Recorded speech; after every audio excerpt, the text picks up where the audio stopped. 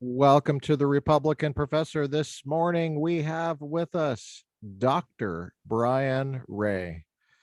And joining us from Texas is Curtis in his palatial mansion, his library with the oak cabinets with those old books.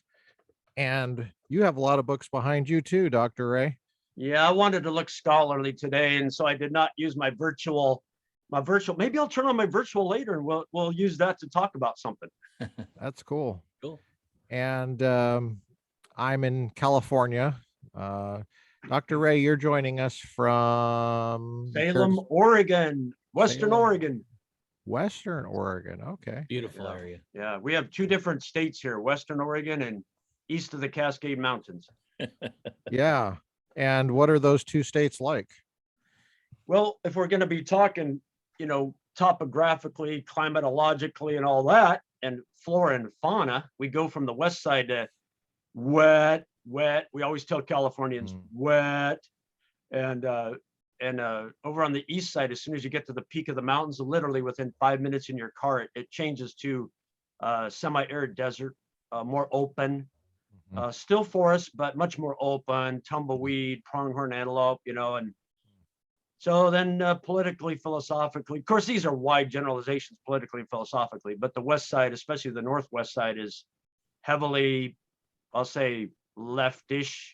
Like wet behind the ears. Leftish.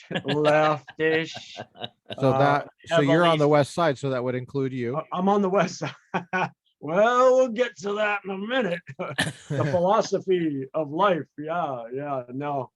Yeah, the east side is a little more cowboy and all that, but Yeah. there are a couple spots where the Californians have moved in and changed the political climate there too. Yeah, I don't know what it is. I don't understand why California manufactures such idiots. But Well, it's not me. It's not me. Well said. You've got the government school system, K-12, and then Yeah. you have the universities, and that's heavily influences everything in life, everything. Yeah. Yeah, that doesn't matter which state it is anymore, it seems like. Right. That's Well, right. which gets us into our topic, which is homeschooling today. And you work in homeschooling. Your background is in science education, Right. A BS and a MS in legit science, and Yeah. and then you got a PhD in science education, which is really awesome. Uh-oh. Now we're getting over there a little bit into that illegitimate social science stuff, right? Well, it's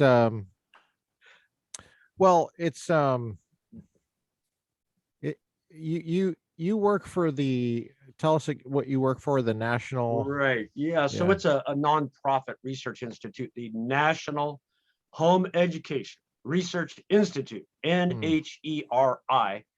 So we could refer to it as NHERI or the Institute. And it's a 501c3 nonprofit. We do research. We're here to serve the public. We try to do sound research and be fair in presenting empirical evidence on home education, period, or home education compared to what's happening in institutional schools. That's what we focus on. I mean, I taught for a few years at universities, colleges, but I just went full-time, and this has been my full-time work for over 25 years now, as just an independent researcher, basically. It's a think tank, Yeah. We all have our worldview and our purposes, but it's an independent think tank, and we focus on education, specifically parent-directed, home-based education. Very Now, cool. why is that important? It seems like a lot of work for the parents. Yeah. So Well, is it just for people that are rich enough to have somebody at home, or is it, tell us how you work. I mean, Yeah. how do you think of that? What's the goal of home education? Yeah. I get it myself, but for those out there who are listening that don't quite get it, they think that we just need to improve the public schools, and anything that steers energy away from that. Republican professor, you just asked 10 questions. So I'm not sure where to start, but I'm gonna, when you present something, you're supposed to make a point, and then you work it out, and then you make the point again, and then you want to make sure you leave your audience with the point, right?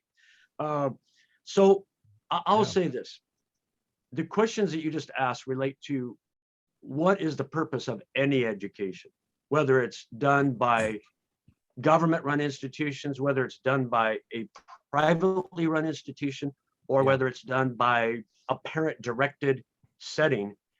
All of it has a philosophical answer, and I think that's what's so crucial, because we'll come back to these practical things like who can or who should or who maybe could, and money and wealth and all that. Well, I think we come back to that, but I think people need to remember that throughout human history, thousands of years, education has been a lot about learning basic skills to be able to live in life, earn a living, run a household, run a business. That's huge right there. That you just said. Commerce, all that's been a part of it. Yeah, it is. Yeah. But another equally important But the public part schools aren't doing that. I oh don't my think. goodness. Oh my goodness. But an equally important part has been the transmission of values and ways of thinking. So Yes. it's all wrapped up together. And I think what most Americans, most people in most nations forget is that, let's go back to the beginning of institutional schooling in America. Mhm. And we basically had parent-led education up until about 1900. And when people started pushing, some people, remember that, pushing for Yeah, state-run some education. people. Yeah, That's good. state-run education. So we're going back to the 1880s. It had a lot to do with how are we going to make these kids into our vision of Americans? Mhm. Okay, Yep, go that's right. now. Fast forward to the 1990s. How are we going to make these kids into our vision of good Americans? Yep. Now let's go to the 2020s. How are we going to make these kids into our vision of good Americans? It hasn't changed one bit. Yeah. It hasn't changed one bit. But That's deep. whoever's in power and control gets to try to mold their vision of the next generation. So that's what parent-led home-based education. The modern movement. When you go back to the modern movement about 40 years ago, many of those first people talking about it, going back to parent-led education, they knew exactly that. They knew it had a lot to do with ideology, the philosophy of pedagogy. It had a lot to do with all of that. Yeah. And of course, reading, writing, arithmetic, how you teach it, and helping kids to be able to be productive and happy in life. So they knew that. I mean, it's the roots. If you go, whether you go to John Holt, kind of on the secular side, or you go to, right-wing fundamentalist Christians, they both knew that it had to do with a philosophy and practical applications. Yeah. Yeah. So when you put it that way, I love how you approached the answering that question. You said, well, let's just zoom out of human history Yeah. and let's see what's normal in human history. We're We have to do actually that. abnormal. You're right. We have to do that. This institutional schooling, whether it's in Germany, Switzerland, China, here, it's a blip in history, a blip. Yeah. Mhm. Yeah. But we can also go back. Some people argue with me, say, well, no, what about Plato? Well, yeah, Plato also liked schools because he wanted the citizens to be of, for, and by the state. So he liked schools in some ways. But we didn't have institutional schools as we have in the last 150 years. That's a blip in history. So people, some people actually hate home-based education because it allows the parents to have, from their perspective, too much influence in the child's life. Yeah, as if that's a thing. Yeah, right. Yeah. We're 40 years ago, we were talking about the importance of parental involvement in education. Now we have some professors and a lot of teachers who do not want parental involvement. It was like, no, we do not want parental involvement. We got to pass a law to allow parents to see the curriculum. That's very interesting. That's mind blowing. That's like mind blowing. Yes. For most of human history, the parents have been involved from the beginning of the child. That's right. And now we're experimenting with, you don't need to be involved with the beginning of your child. Of course, there's always been like orphans and adoption and stuff. But sure. Hey, but I like Dr. Mather how you said that. when people say, well, they might ask an advocate of homeschooling, they might ask you, they might ask me, should I homeschool? Here's the real question. Your child was born in a hospital or home birth, whatever. What'd you do? Oh, you cuddled, you nursed, you talked to, but actually maybe you were talking to him while he or she was in the womb, and born, and they starts to cry, and you feed him, and he starts to crawl, and you're talking about, hey, look at this pretty red flower. Oh, look at this fuzzy brown bear. You are home educating. So the question arises, when the child hits 4 or 5, why do you want to send your child away to an institutional school? Yeah. What you're already home educating. Why are you sending your child away to an institutional school to be taught by people you barely know, who are government controlled, with a curriculum that's government controlled, with a semi-random assortment of 28 children plus or minus 11 months their age, and let it rip for 12 years? Why do you want to do that? What's the compelling argument for sending your child away to be institutionalized for 6 hours per day, 5 days per week, 9 months per year? That's really, I think, how we have to look at this historically. Sure. I mean, that's a great framing of the issue. And what I love about that is it's very, it's like what we do in philosophy class. We ask fresh questions about stuff that you take for granted, and there's a purpose for that. There's a reason we do that. I mean, people who teach philosophy badly may give it a bad name, but I mean, there would be a reason why you would ask fresh questions like that, to get people to think. It's to prompt thought and reflection. We want to do that. What's the answer for most parents? What do you think the first thing? I mean, I have in my mind, I think I know what the first answer is. Of why they want to send them away or not send them away. I think the first answer for the let's just talk about Americans, but this could equally apply basically to anybody in the world. For the vast majority of parents, they send them away when they turn 5, because that's what they did when they were children, and that's what everybody around them does now. I believe humans at the base, without some real thinking, they're kind of conformists, That's exactly it right there. You're kind of conformists, and if everybody's doing X, why would I want to stand out like a sore thumb and get pecked on like a chicken in a chicken yard? Why do I want to be different? Why should I be different? Well, and even making a small change, it takes a large amount of courage, to stand against the tide. Yeah. I mean, it applies in, I think, almost any field, whether you're talking about gardening the normal way with a lot of herbicides, pesticides, whatever, or trying organic gardening, or instead of watering your garden with the big thingy, the water sprinkler that goes like that and it waters all the weeds, versus how about trying drip irrigation? Nobody does it that way. But you know what? Nobody did drip irrigation 35 years ago, but my wife and I started doing it, and guess what? It's pretty popular now, and it has a lot of good reasons behind drip irrigation. You just got to ask those questions, and I don't think most people want to do that. I think a secondary reason would be that it's basically free babysitting. But it's not free. Did you really say that? Well, I mean, I'm just reading the minds. But they're busy. It's because they're busy. They're so busy. But see, it's only babysitting it's not babysitting during the times you would work, because it's not like the public schools go, okay, what's your work schedule? Okay, we'll work around that. They don't do that. They just say, no, this is our work schedule. That's right. Our union, our union is pitching for us for 27-hour classroom week, and prep periods and stuff like that, recess, lunch, and that's you got to fit around that, but that's not necessarily when parents work. No, you did read the mind. I've literally had parents tell me that when we just, have a discussion, you meet somebody at the gas station or in the store or on the street, and you're talking, well, what do you do? What do you do? Blah, blah, blah, blah.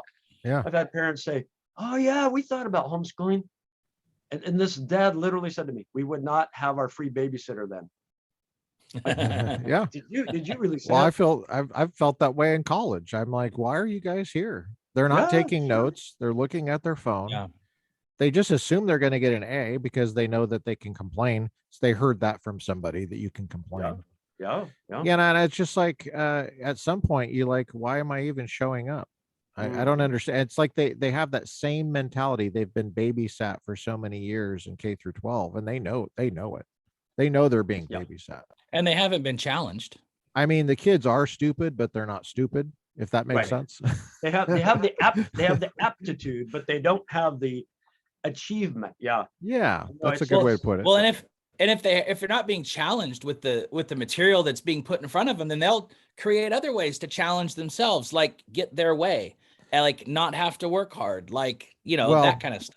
Yeah, and in college, it's not that they're not being challenged; it's that I guess they don't feel forced to be challenged. Yes. It's a weird thing. Yes. It's just a weird thing where they If you can, the challenge is if you can- there, but Right. basically in the state-run public schools, you can be there with your body present and do, half, maybe 3/4 of your homework assignments, participate a little bit, and you get a diploma. That's it. Mhm. You don't have to do much. more and more colleges like that. Oh, and exactly. I mean, I had There are Man, some when I taught- there are some master's degrees that are becoming like that. As far as I know, the PhD and some of the professional degrees may be the only holdout, and I'm not even sure about some of the professional Yeah. degrees. I was teaching a graduate school in Seattle in education. I had, I'm not, I'll just say the facts. I had lady students come into my office. I kept the door open and crying to me because they'd never gotten a B before. B as in Bravo. In statistics class, they were getting a B, and that was horrible, and it was probably my fault. Like, because I never got B's before. I can relate to that. I've heard, you don't know how many times I've heard that. Yeah. It's all over. And it seems like it's always the B plus students. They're so devastated. I cannot, but I'm devastated. Yeah. And All I'm right, like, I'll it's tell- a B I'll- plus. What are you talking about? Devastated. The I'll C tell you a plus people are personal like, story. Yeah. I guess maybe. And it sounds like a little bit like we're criticizing the government run public schools. In a way we are. It's not necessarily any individual teacher. It's a system. Exactly. And some and It's a the system. parents, like you said, the parents are conformists. parent. Yeah. It's a system. Look how and you great go my back to student this- is doing. He gets straight A's. Yeah, but what Yeah, does he yeah. know? Did he read is- anything? No, yeah. This is 1991. How long ago? I'm going to tell you a story from 91. So that's 30 years. Yeah. So we think Nixon was president, right? we think things are kind of like bad Kidding. today in the public schools. I was teaching at a public school, high school in Seattle, Washington, for a long-term substitute for a man who had cancer. And so I'm in science and math with these students. It was fun, and this is for they call them at-risk youth, right? So they're drug out, gang out, whatever, out, kicked out, girls and boys.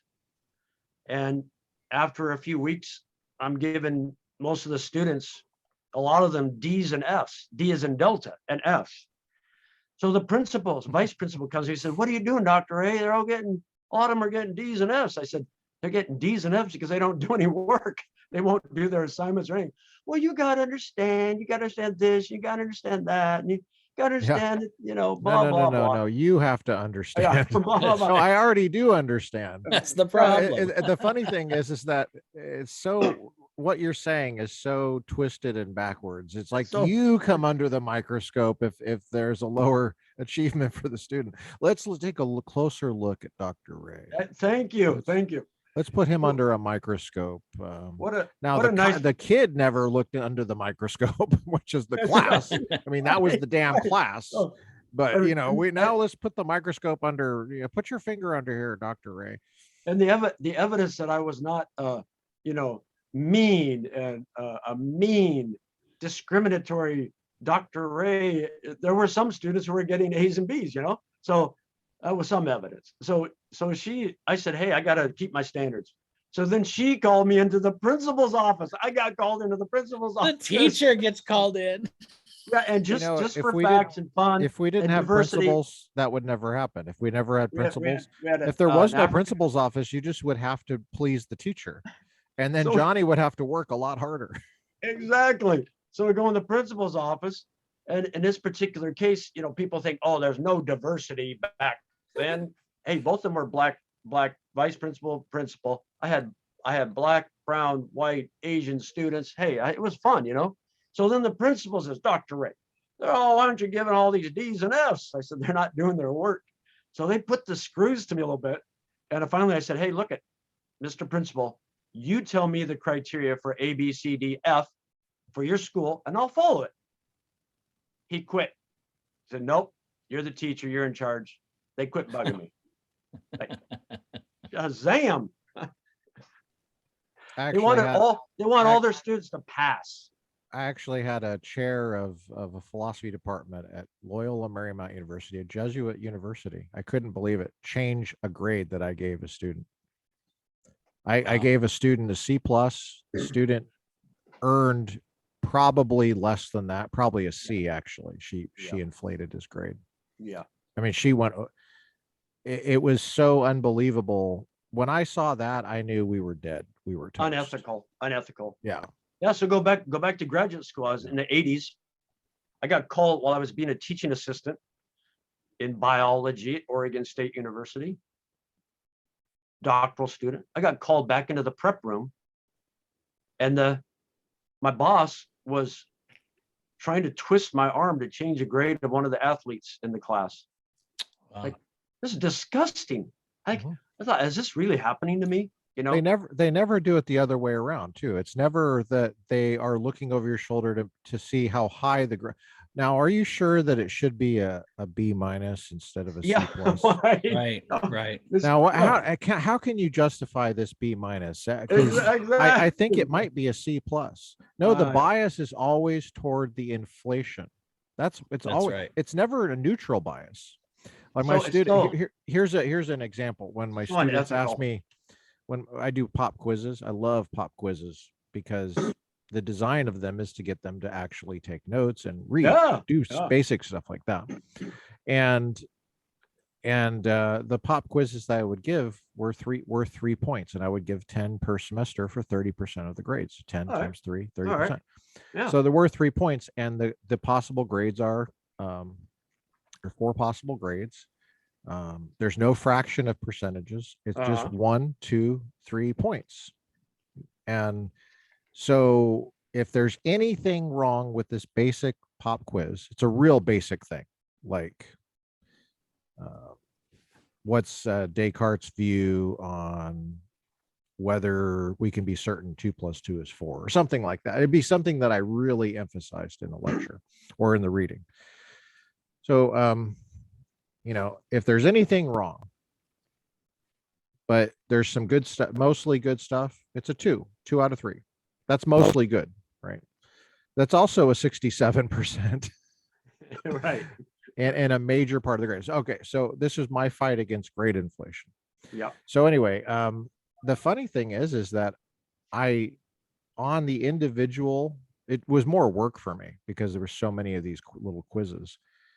But on the individual 1, 2, 3 score for these pop quizzes, I never got really that much pushback on the individual scores. They would agree, yeah, I got most of it, but not all of it. So that's 2 out of 3. So then when they do, like, when their score for the 30% of the pop quizzes was like a C or something, then when they got the whole picture, they were like, wait, something's wrong here. And I'm like, no, I think actually something's right here. This is because there'd be people that would nail every single one. And those are the best students, always. Yeah. Those always the best students. You could never accidentally. Well, anyway, these pop quizzes, I have students say, other professors let us drop the lowest ones because I don't know what. And I said, well, that seems biased toward a higher grade. I typically drop the highest scores you get. I dropped the 2 highest scores. And that's They were, probably they were why. like, wait, that is not fair. And I said, oh, let's define fairness. Did you- Okay, well, how about this? It's just, I said, I will throw dice. No, actually, we'll just flip a coin because it's binary. You got a quarter? Can't say binary today. Okay, I don't have a quarter. I'm not rich enough. They don't pay me enough. I got a dime. So heads, we drop the highest 2. Tails, we drop the lowest 2. All right. You want to do it? You want to go for it? Nobody would go for it. Nobody would go for it. They would just drop it. Okay, no. Okay, well, yeah, we'll you'll take the quizzes that you actually earned. Wait, what is this? It's all good. It's all That's your good. It's that's all your good. settlement. Forget that I was here. It's all good. It's all No, but good. the bias toward grade inflation is so bad, and even just saying it for what it is typically gets some kind of crazy response. Yeah. I haven't looked at it in a while, but I did look at research on grade inflation, maybe 10 years ago. And the researcher said, yeah, we think it's happening. It's happening. It's out there. It's happening. We have, I don't know the exact law, so don't quote me here, but I think our governor signed something about a year ago. You don't have to do anything. You get your diploma, you get your high school diploma. It's an entitlement. Because it's like Social Security. why should anybody be responsible to show any merit or achievement? If your body's there, I guess you get a high school diploma right now in Oregon. That's just kind of how it is. But why does your body even have to be there now with COVID? I don't know. I don't know. But in a sense, that proves the claim that it's about, if any parent or any professor or any whatever layperson out there thinks that public schools are about teaching children basic, solid reading, writing, and basic math skills, if they think that's really what it's about, they're totally wrong about the public schools. Mm-hmm. Because if you're saying, hey, if their body's just there 6 hours a day and they get a diploma, hey, they got several doses. They got a bunch of doses of the worldview of the public schools at the time. They got the dose, right into their veins. And they're being, by implication and modeling, they're being taught how to think and what to think, or whether not to think at all, really. And I think that comes back to you. I believe I started saying this at research conferences with academics years ago. They did not like it. And I would frame it very carefully. I said, whether a child is in public schools, private schools, or homeschooling, they are being taught, trained, and indoctrinated. They did not like that last word, indoctrinated, but I was fair. I said it's in all schooling, public school, private school, homeschool. Indoctrination. It just means you're trying to get them to believe some propositions, some metaphysics, epistemology, and axiology. You're doing that to these kids 6 hours a day. It doesn't matter whether you're a pagan, an atheist, a Christian, a Muslim, a Jew, a Mormon. That's right. You're doing that. You're doing that with the kids. Yeah. And I think everybody has to realize that. And schools are powerful. They've got them for 6 hours per day. I mean, the complaints of the Virginia parents and the California parents about the evil sex ed or the LGBTQ or the critical race theory. You know what? That's nothing new in a sense. It's just more obvious today. Yeah. They were doing that stuff to the kids in the 1890s and the 1900s. I mean, one of the reasons that the Roman Catholics fought government-run schooling was they knew that some of these controllers wanted to turn dirty Irish Catholic immigrants into the right kind of American. I mean, come on, that's about as bigoted as you can get. And so the Catholics fought that, and they said, hey, if you're going to do that, you got to give us tax money too. And the government said, no. I'm glad, because if they'd taken tax money, they would have been controlled more. And nowadays, any private education, whether it's an institutional school or homeschool, they take money from the government, from you and me. They've got to be controlled to some degree by the government. So it is always about teaching, training, and indoctrination. And that's indoctrination. I'm not using it as a dirty word. I'm using it as a factual word. Just you're teaching values to kids. That's what you're doing. That's a good point right there. That they're teaching values. And because I was thinking about, we all get a lot of pushback on the idea of indoctrination. Oh, well, it's not like they're ramming those things. Well, even if they're not, even if they're giving them good, solid information, what they're indoctrinating them with are the values, like conforming, learning how to conform, learning how to obey, learning how to just do what you're told and go along to get along and not rock the boat. Those are problems. Those are indoctrinating problems. Those are big problems. I wish I had recorded every single little interview I've done around the world on the airplanes, at gas stations, and grocery stores. Because I like to ask questions. And what I've noticed, this is just my Brian Ray research. No proof, okay? No proof, except in my head. I would say, I ask people, what do you remember and feel when you think about grade school? And then I move them to middle school, and then I move them to high school. And I would say that the large majority of men, by the time they got to junior high, hated it and wanted out of there. They wanted to get out in the real world, do something valuable, concrete, interesting.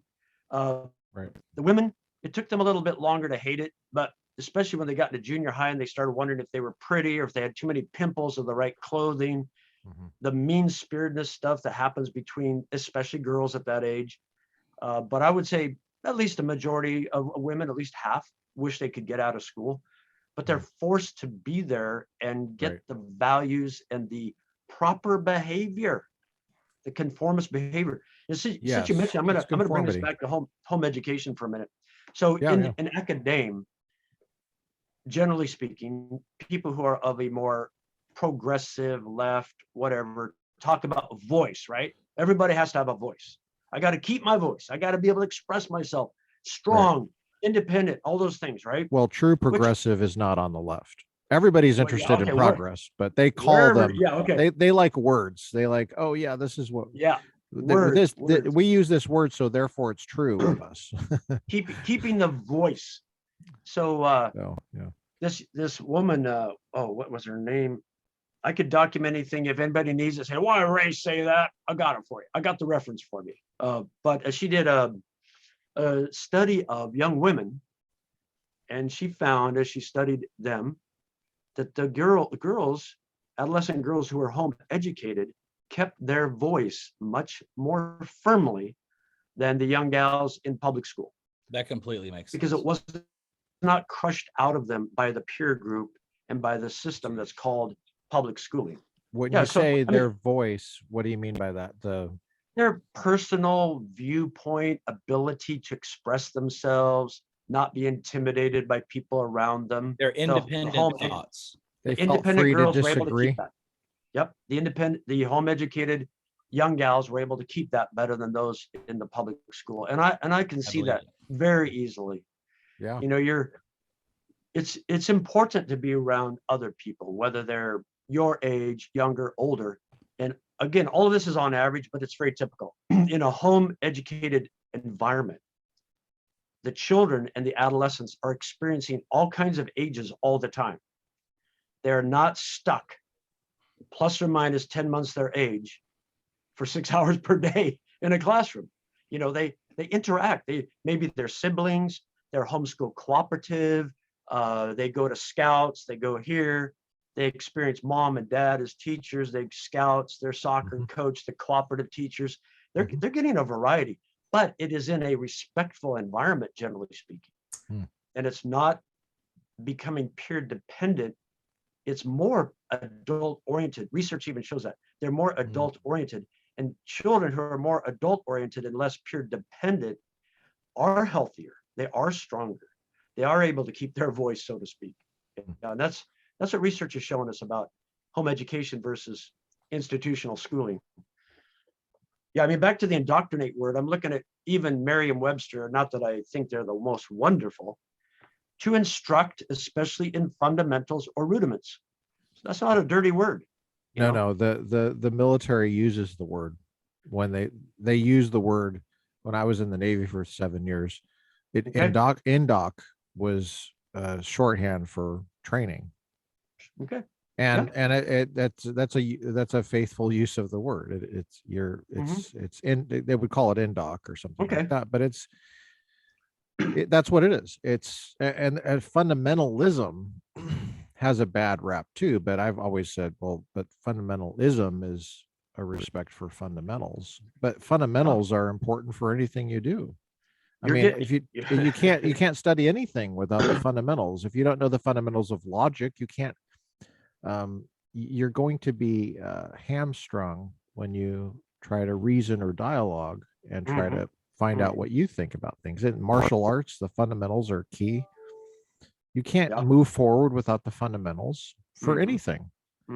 It's the same in theology. If you don't know the fundamentals of theology, whatever position you take, if it's incoherent, there won't be any fundamentals. Absolutely. Where the fundamentals would be just no logic. Absolutely. But if you're interested in theology, the way it's true, then you will need to have some fundamentals. Right. Anyway. You have to know how you have to, this. I mean, you're philosophers. You have to know how you believe we come to know anything, what we think is real, what we think is real, what we think is a value. Those are metaphysics, epistemology, and axiology. Philosophers have a lot of. You had a good philosophy background. Where did you get your philosophy background? I'm going to have to tell you. I'm glad you brought that up. I was thinking about it. I think it's it's totally ironic that most of us are called PhDs, because most PhDs don't have a clue about philosophy. They're ignorant. I'm totally ignorant. That's one of the reasons we're doing this podcast. Yeah, it's so important. And that's one thing I love about studying education and home education is I get to talk about all this. But that's awesome. To answer your question, before my PhD, I don't think I had any formal training or education in philosophy. And I think during my PhD, remember that PhD, Doctor of Philosophy, one course. And in that course, Dr. Mather, I don't think we were taught any fundamentals of philosophy. We were just off reading, whatever, Voltaire and Rousseau and whatever the instructor trying to apply it threw at you haphazardly. Trying to apply it to education. How do you study the philosophy of education if you don't study philosophy first? Very good. It's ridiculous. Very good. It's ridiculous. And I had one professor in science education. He was more philosophical than most anybody, and he was indoctrinating us. I'm not kidding you. Oh, I wish I could grab this book off the shelf here. Where is that book? It was called, I'm looking for it. It was called. What color is it? Is it white? It's got dark kind of blue. Where is that? It's the Aquarian Conspiracy by Marilyn Ferguson. And he was indoctrinating us into New Age philosophy and talking about looking at children with loving eyes and Aquarius rising. And this is crazy. He's a science education professor who had never published anything. And somehow he had tenure. It was just nuts. He was nuts enough for them to give him tenure. Tenure is really about fitting in. Yeah, it was. That's what people don't understand. A lot of tenure is really about fitting in. It's not about teaching well. Right. Not necessarily. There's a lot of people that teach really well. They're not going to ever have tenure. So tenure is just about fitting in to a department. I had to study philosophy on my own. I had to study on my own, and actually at conference I teach little mini philosophy lectures, and I try to act like the philosopher when I'm not. And when I was at a private college for 5 years, I taught the philosophy of education. So I had to study on my own. Had to do it on my own. Okay. So I want to compliment a philosopher here. This is related to the whole topic of education. I totally disagree with this guy on the basics, but he's one of the few honest people I've seen who believes that the government should control basically everybody. And don't you love it when they just tell you what they really think? Yeah, it's kind of cool, because there are a bunch of academics out there who they're pretty subtle sometimes. They'll say, well, we're just critiquing the research on homeschooling. Yeah, that's all we're doing. But what they're really doing is they're critiquing the fundamentals of the philosophy of education. Some of them they have good intentions, okay? Others flat out they think they do. They don't like home-based education. They don't like Yeah, private home-based sure. education. So Dr.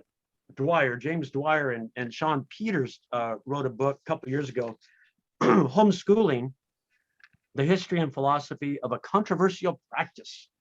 So remember 20 years ago, almost 20 years ago, almost A nobody controversial practice.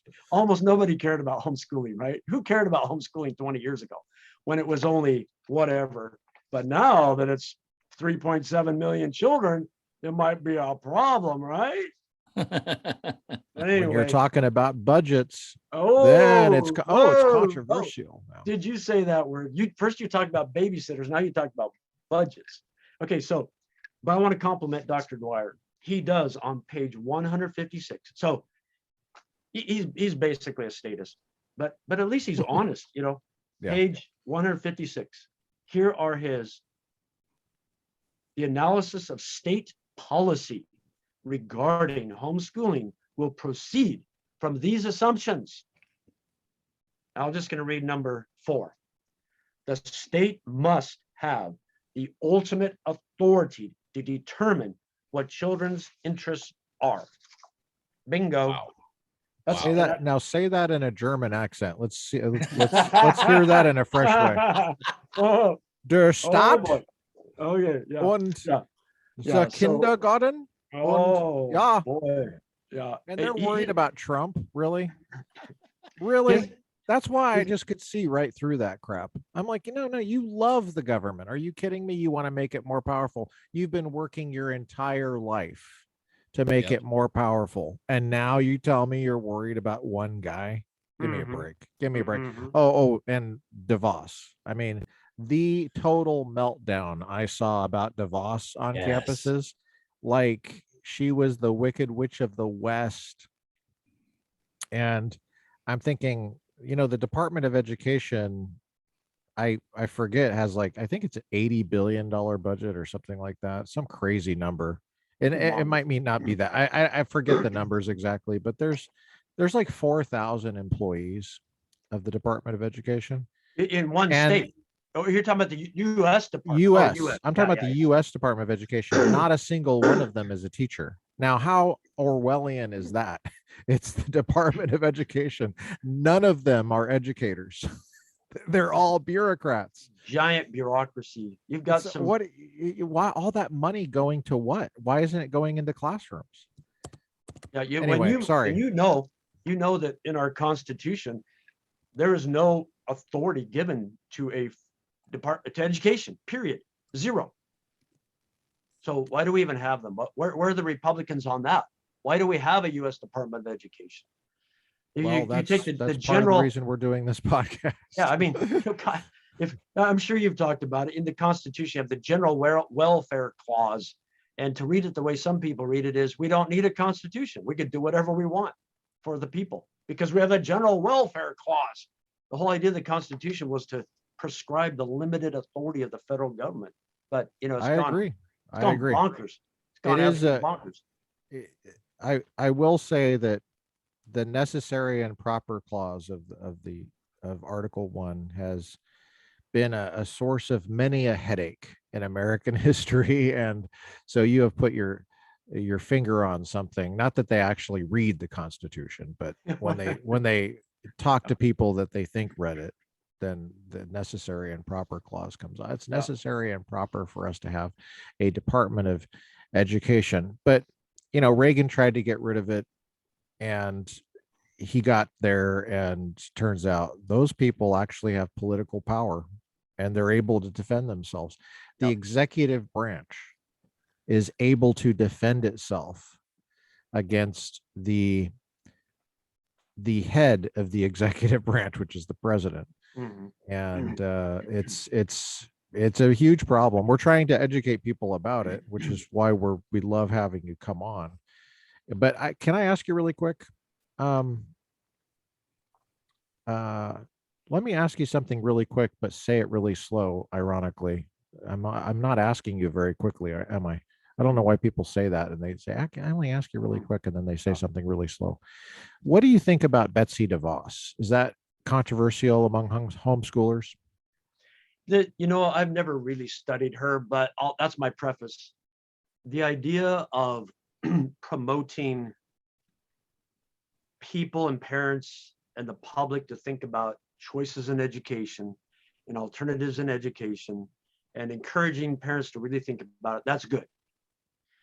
The idea of using tax dollars to fund private institutional schooling or private home-based education, I would say most people within the homeschool community say, please, all we want is to be left alone. We do not want your tax dollars because we do not believe in the forced redistribution of wealth. And secondly, we do not want any control from the government. One of the beauties, fascinating, wonderful, beautiful beauties of private education is to be left alone by the government.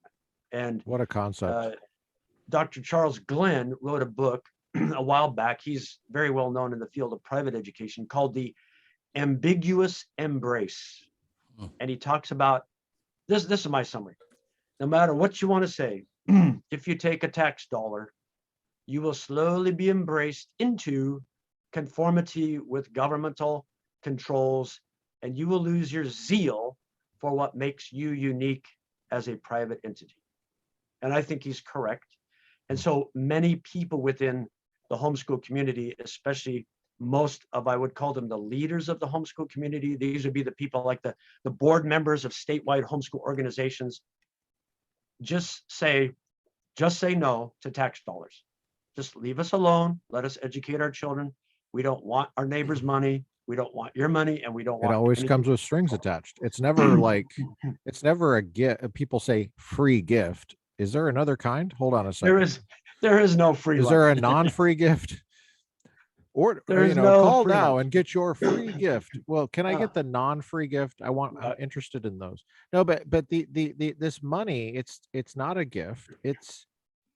It comes with strings attached. There's regulations, and they might not be right away. They might be something that you don't know about from 20 years ago or from 20 years from now.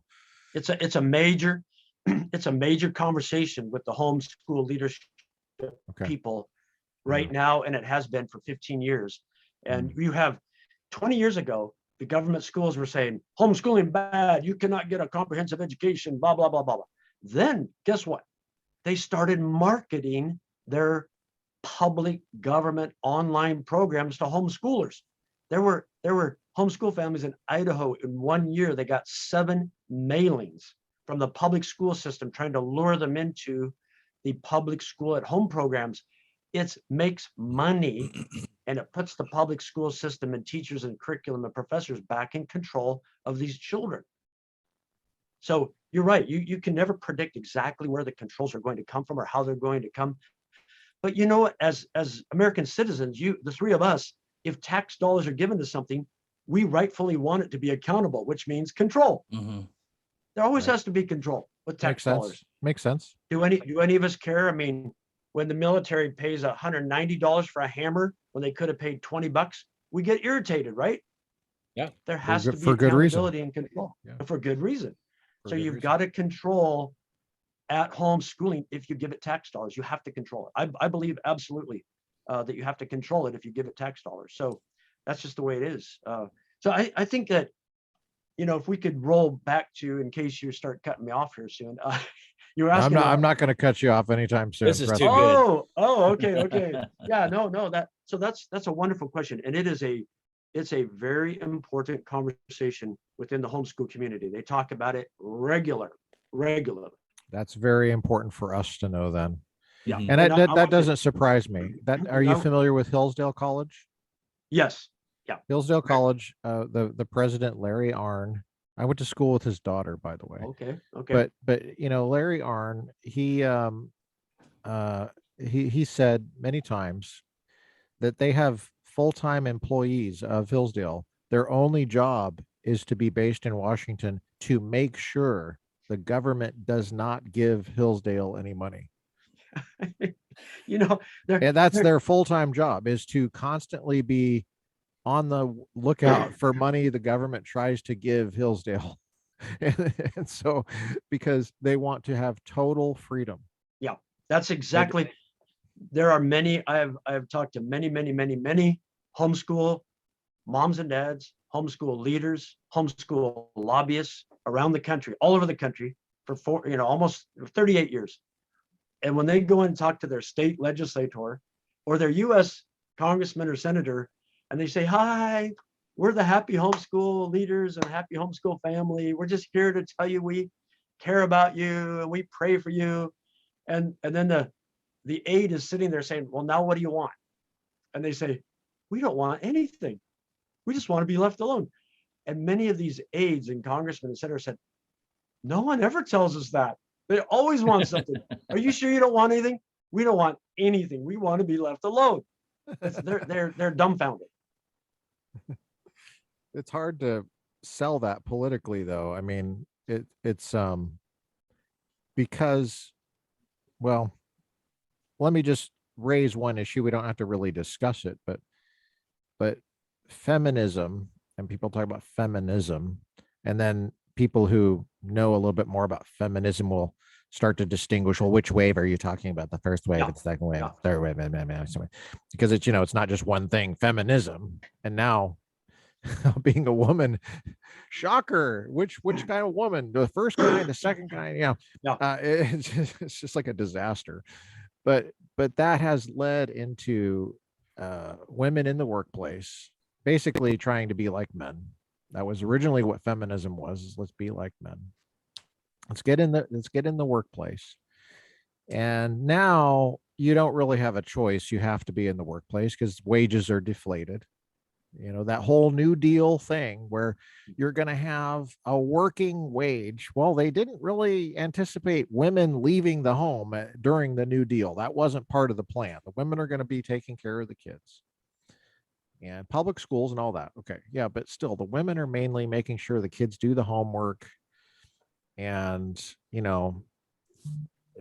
cooking dinner, making sure somebody is there to watch over, make sure they're not, smoking pot or whatever. That wasn't even an issue in the New Deal, 1930s, 40s. And, feminism has, tried to make it appear that that was a raw deal. And we really should now, okay, then the women are in the workplace. Well, then there's more labor available for certain kinds of jobs. Well, the wages get depressed because, I mean, it's just basic economics. It's just obvious. There's more people working. Well, there's going to be fewer wages. So now you have to have people working outside the home.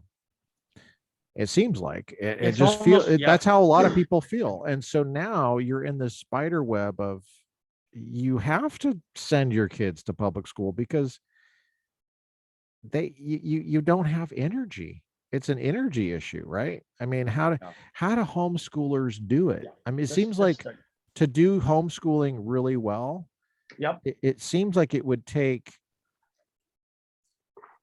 a real community, like of people, not just a family. It would take resources from outside that family coming in, private resources, a church, synagogue. You're getting at that's a mosque. You're getting at a wonderful concept here. And you're right. We've had this slowly changing culture over the years. And again, I mean, I am not a metaphysical naturalist, secular humanist. Okay. But if you go with just a raw natural world and millions and billions of mutations and chance mutations, most of the mutations are deadly and all that. And anyway, we somehow arrived at Homo sapiens and for a long time, we had this pretty strong division of labor. It worked pretty well. You could do this thing, you could raise children, you could pass on your genes. And then boom, no, we got to send both of them. That's called a mom and a dad, or two partners, or whatever you want to call it. They both got to go out there and work, and you got to let the state raise your children 6 hours per day. It is a system now, and it is a monetary system. It is a philosophical system. It's a behavioral system. It's all of that. And that's, I think, what you're getting at in a way. And so the question arises, Yeah. man, oh man, can I actually opt out of this system? And I think what we have now, besides the fact that we had thousands of years of history of that, and people say, yeah, but times have changed, we've got industry. Well, we don't have industry anymore. We've got technology. I love technology, but whatever. I'm alluding to a silly movie, but I don't know yes, which movie it is. What was it? Finding Nemo? no, it was was that Mary it was Poppins? no, it was Parent Trap? The yeah, original Parent Trap? the tall guy who had his little friend Pedro, and Pedro ran for student body president. Oh, Napoleon Dynamite. Yeah. That's Oh, right. what a That's right. crazy movie. Deb was in my logic class. Who? Deb, the girl that played Deb. Are you serious? I know. I couldn't believe it either. That is a corny, weird movie, but it's funny. I'm telling you. I was like so Iconic. starstruck. Yeah. He's like sitting there in my office hours, and I'm like, "You're Deb from Napoleon Dynamite. Can you put your hair out?" Oh, man. Anyway, sorry. That was at Moorpark College. Oh, that is incredible. That's incredible. So, we have proof. We have proof. We now have 40 years of proof that you can not join that system. We have proof that you could pull yourself, your husband or wife, and your children out of that complex. You can do it. And people say, no way, we got to have two incomes. All right, I'm telling you, I have personal experience with hundreds, if not thousands of families. I have empirical research that shows, okay, let me tell you what people used to think, and some people still think. They frame homeschoolers stereotypically as wealthier than average, white, I'm already laughing. white, middle-class, right-wing fundamentalist Christians. And some people still have that stereotype in their heads. It was never true, and it's still not true. And we have both research and experience to support my claim. Here's the deal. We have very poor, or I say, we're not supposed to use that word anymore, are we? Poor. We have very low income, and we have, I know you're not trying to be politically correct. We have very high income people homeschooling.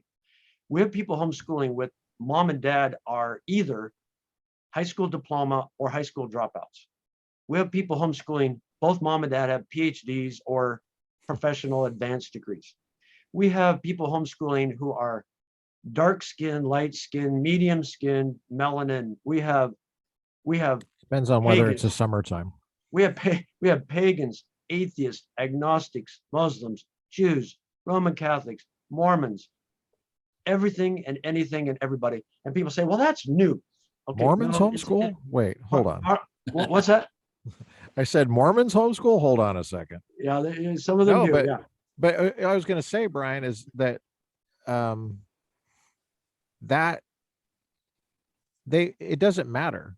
I mean, no, it does matter what you're saying because it's true, and I believe truth matters. But what I'm saying is to the folks that you're responding to, it doesn't seem to matter because it seems like it doesn't.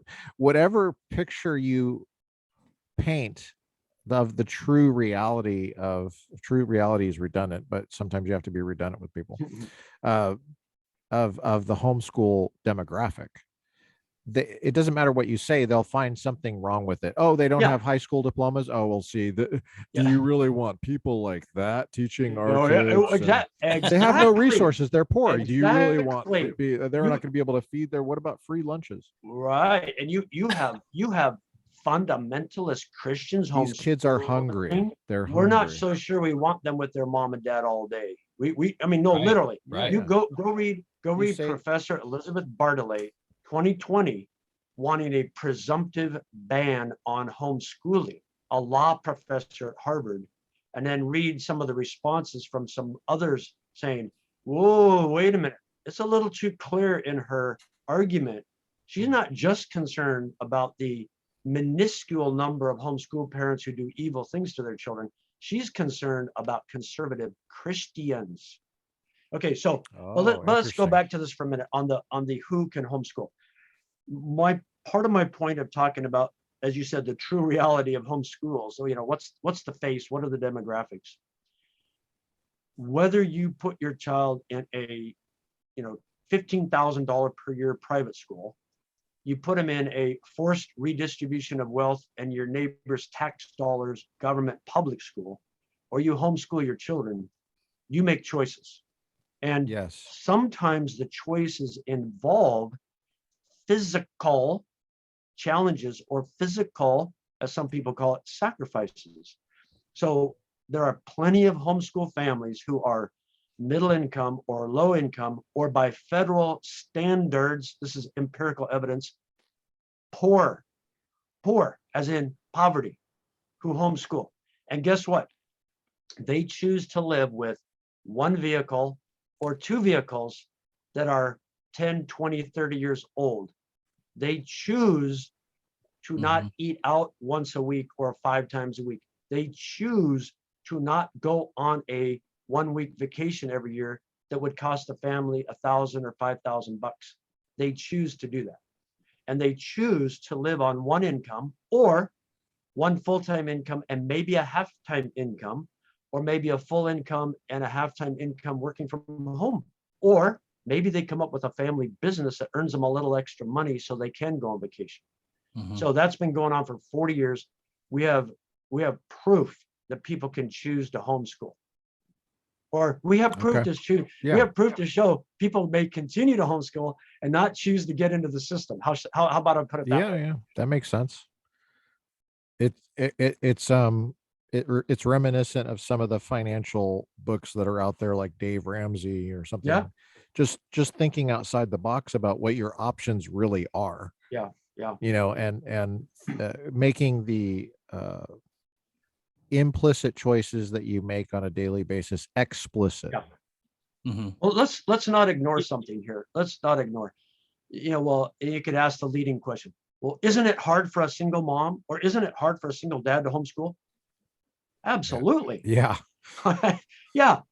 Do thousands of single moms and single dads homeschool? Yes, thousands and thousands and thousands all over the nation homeschool their children. Well, and to that point, I mean, isn't it difficult to have kids and raise them well?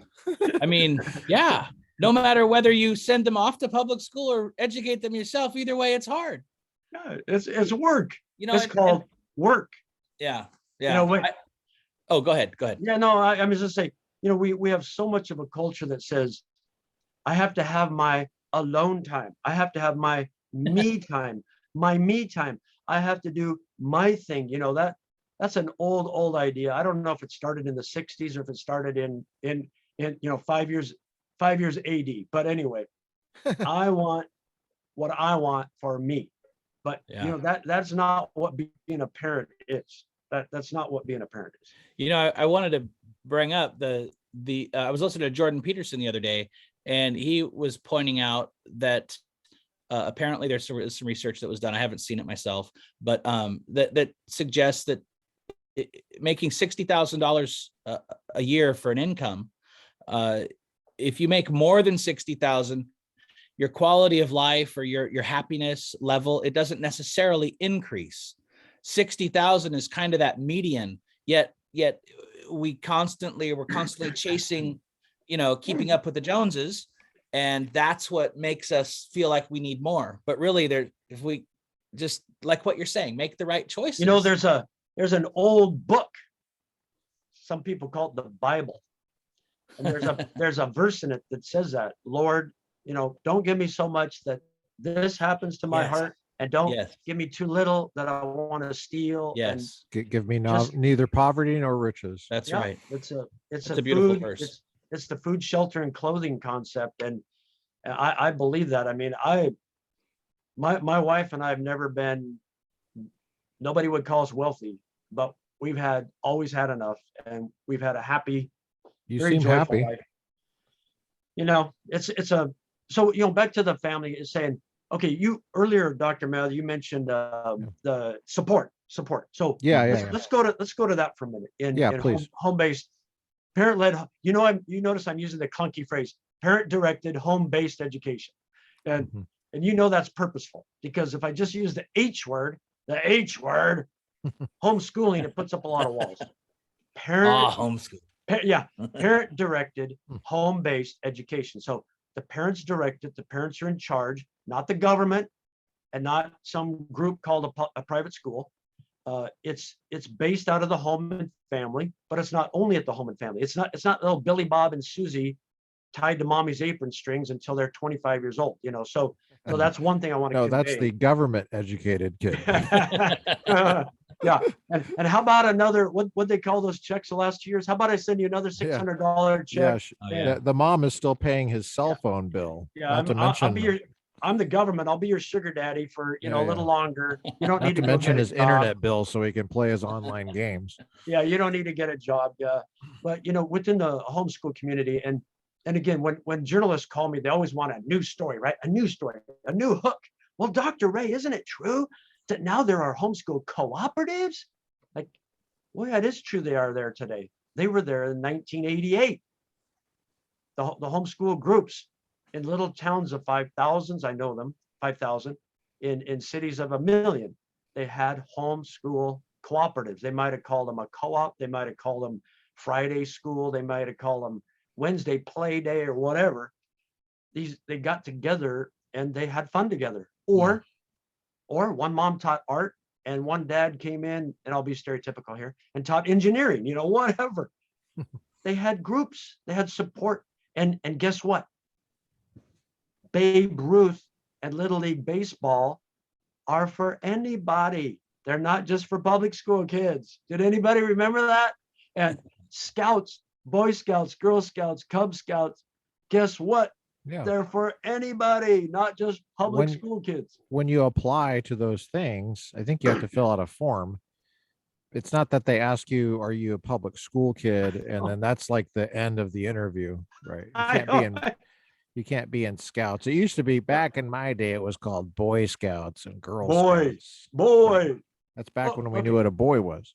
Okay. But I mean, you saw, what was that last week, when one of our most highly educated people in the United States, who wants to be a US Supreme Court justice, said she couldn't tell you what a woman was because she's not a biologist.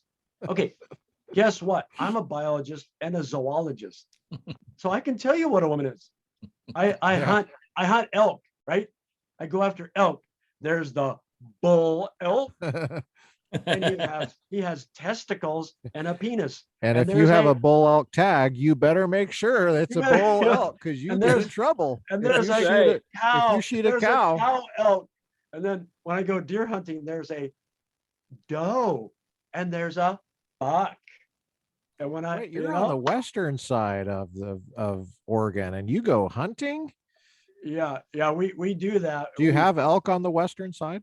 Yeah, it's incredible. On the west Oh, side, that's awesome.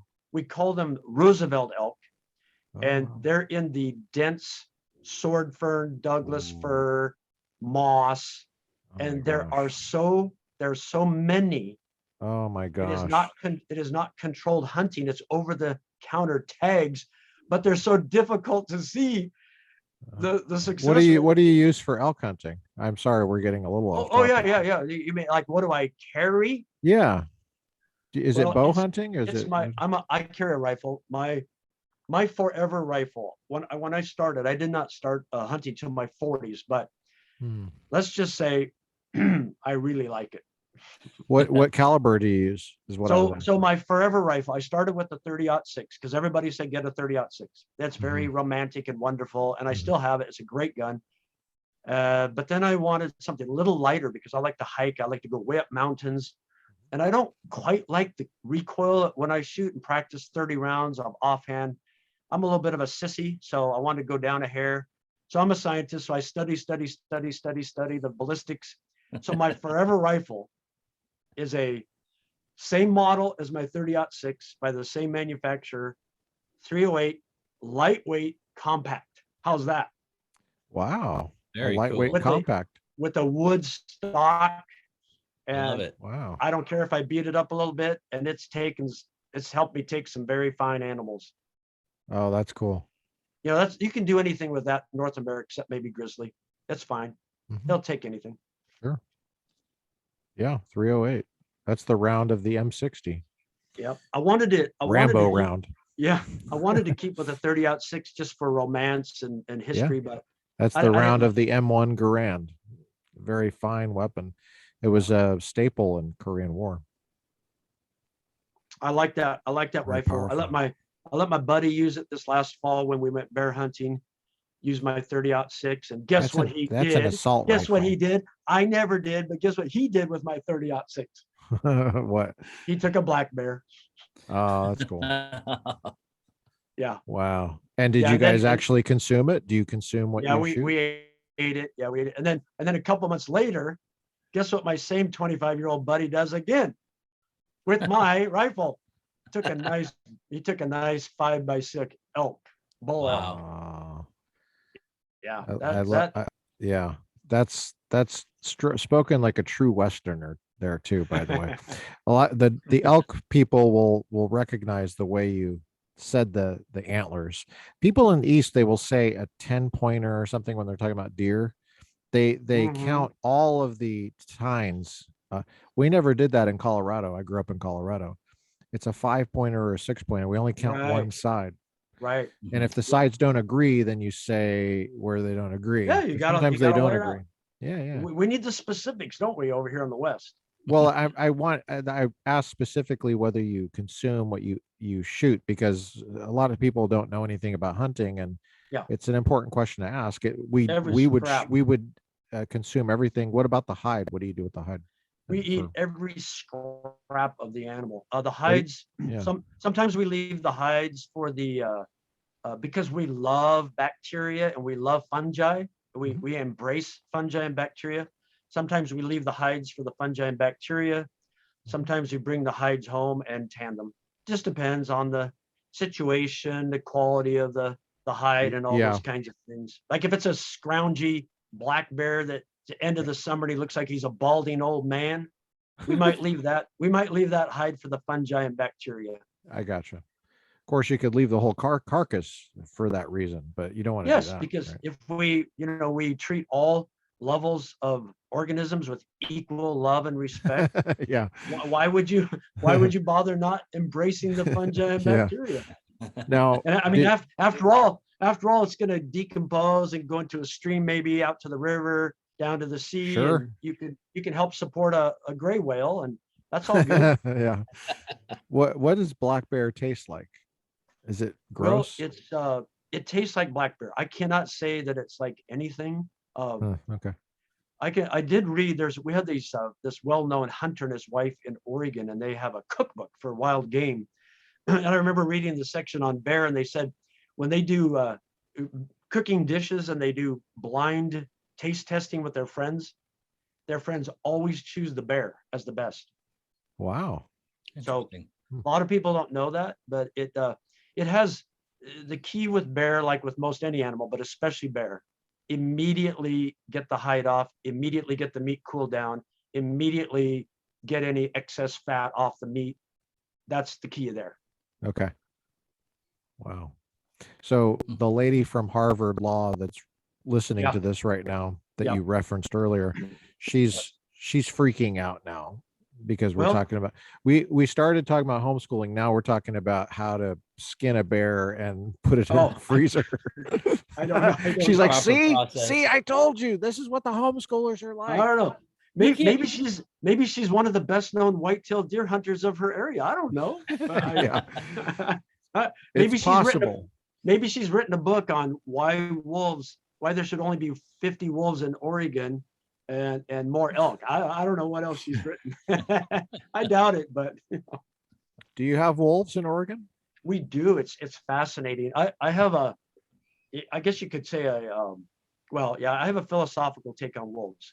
Okay. I'll just tell you, since I was a child, everybody would say Brian loves animals. Mhm. So when mom was talking with the nun, she said, Mrs. Ray, now you have to have all Brian reads about is adventurers like Daniel Boone and Davy Crockett and animals. Now you have to get him to read other books. And she said, yes, sister. Yes, sister. My mom took me to the library, and she said, Brian, get whatever you want. So I've loved animals all my life. I enjoy animals, biology, zoology, pack rats, walking through the woods. So wolves, it's really philosophical. Wolves are cool. They're amazing. I've hunted where I've seen wolves and I've heard them. It's incredible. It's amazing. Up in Northeast Oregon, we quote reintroduced them several years ago. And so, there's a constant argument, debate between people who sort of like worship animals and those who want to manage animals. So, if I were the king of the forest or the king of Oregon, I would just say 50 wolves is good. Anybody who wants to see the wolves or enjoy the wolves, go out and look for them and see them. It's incredible. But we do not need wolves decimating our elk populations. And we do not need more top predators because humans are great at being top predators. And wolves are dogs. They breed like dogs, they reproduce like dogs, and they will kill just about everything if you let them. So Yeah, that's kind of where I'm on wolves. yeah, that matches pretty much what I think about wolves too. I've thought about it too. I've loved wolves since I was a kid, but they are there is a reason why they were virtually wiped out in the Yeah, lower 48. There's a yeah. very good reason why. Yeah, it's People, and I've had there's not a good reason why the buffalo were wiped out, but that there was is not a good yeah, reason. yeah. Yeah. So with the wolves, I rarely get on the social media or the blogs or whatever and debate, but I just saw one I could not resist, and the person who was like going overboard on the wolves, oh, the poor wolves, and we love wolves, and wolves have a spiritual whatever, I'm kind of mocking it, but it's they might mock me. So he said we got to have wolves at the levels where they were historically. So I got on there like a smart aleck and I said, do you mean historically 500 million years ago? Or do you mean 200 years ago? Yeah. Or, How historical. I tried to pick a date at which evolutionists would say there is no wolf around. So Yeah. but it's just a simple point. And that Right. philosophically. It's like, Yeah, sure. come on, define your terms. Well, it's like when people talk about climate change and are you a climate change denier? Well, let's go with the Big Bang as the source of the universe. Are you saying that just after the Big Bang, it was 71 degrees in San Diego? I mean, so who's denying change happens? Right. No. I mean, I don't know anybody that denies that change happens. No. That's not really how you characterize it. No. So yeah, I mean, is 50 wolves, is that, how many packs is that? Is that 3 packs? I don't know how many so 4 packs? a pack could just Got to be 10. changing all the time. Sure, a pack could just be 10. Fortunately, in Oregon, a few good things happen in Oregon. So we watched. It got pretty bad in Idaho when they reintroduced, and it took a long time to get the federal government out of there to allow the state of Idaho to manage the wolves. Wow, you got the feds out of there for the state to manage it? I think they got whatever delisted or something in Idaho. So now there's so many wolves in Idaho. You can buy tags and hunt them. I mean, they have way too many wolves. I mean, it's been hard on the elk. So in Oregon, we actually have I think called an Oregon Wolf Plan. And so far, those people who believe in human beings managing animals have been able to keep in it the option that if we need to, we would be able to hunt them one day. If we have so many that they're reducing the elk or other cervid herds below management objectives. So as of now, we still have that, which is decent, but we have to constantly fight to keep it. Okay. I don't know how many wolves we have right now. We have more than enough. I know that. Well, I know that in 2015, I was paying attention. In 2015, California had 1 wolf for a few hours. Then it went back over the border. It probably came down from Oregon. Yeah, it went back over the border. Yeah. So we have a wolf. We have records. They're all up and down. They're all up and down the coast range. I mean, the Cascade Range now, and there have been sightings off, over toward I-5 where we are. So the wolves are definitively have a hold in Oregon, and there's absolutely nothing near threatened or just no. They're fine. They're fine. They're dogs. They know how to reproduce. They're dogs. Yeah. They're really good at reproducing, and they're very good at killing elk. How big? Full grown. How big are they? Do you think A wolf, I think the male in Oregon? Yeah. Yeah, they're about like 110, 120 pounds. Mhm. Length, full length, I don't know for sure. From nose tip to tail, it could be, I'm just guessing here, like something like 7 feet maybe. They're like a big, when you see them, it's like a big German Shepherd that you'd be afraid of. we Yes, have a dog. absolutely. We have a Absolutely. dog at our house that's a combination of one of the European style sheep dogs and a Labrador. And she's about 115 pounds, and she's about the size of a solid male wolf. And every now and then I look at her and I think, what if I had 3 of those surrounding me, going for my Achilles tendon? You're in bad shape. If you They're don't have smart.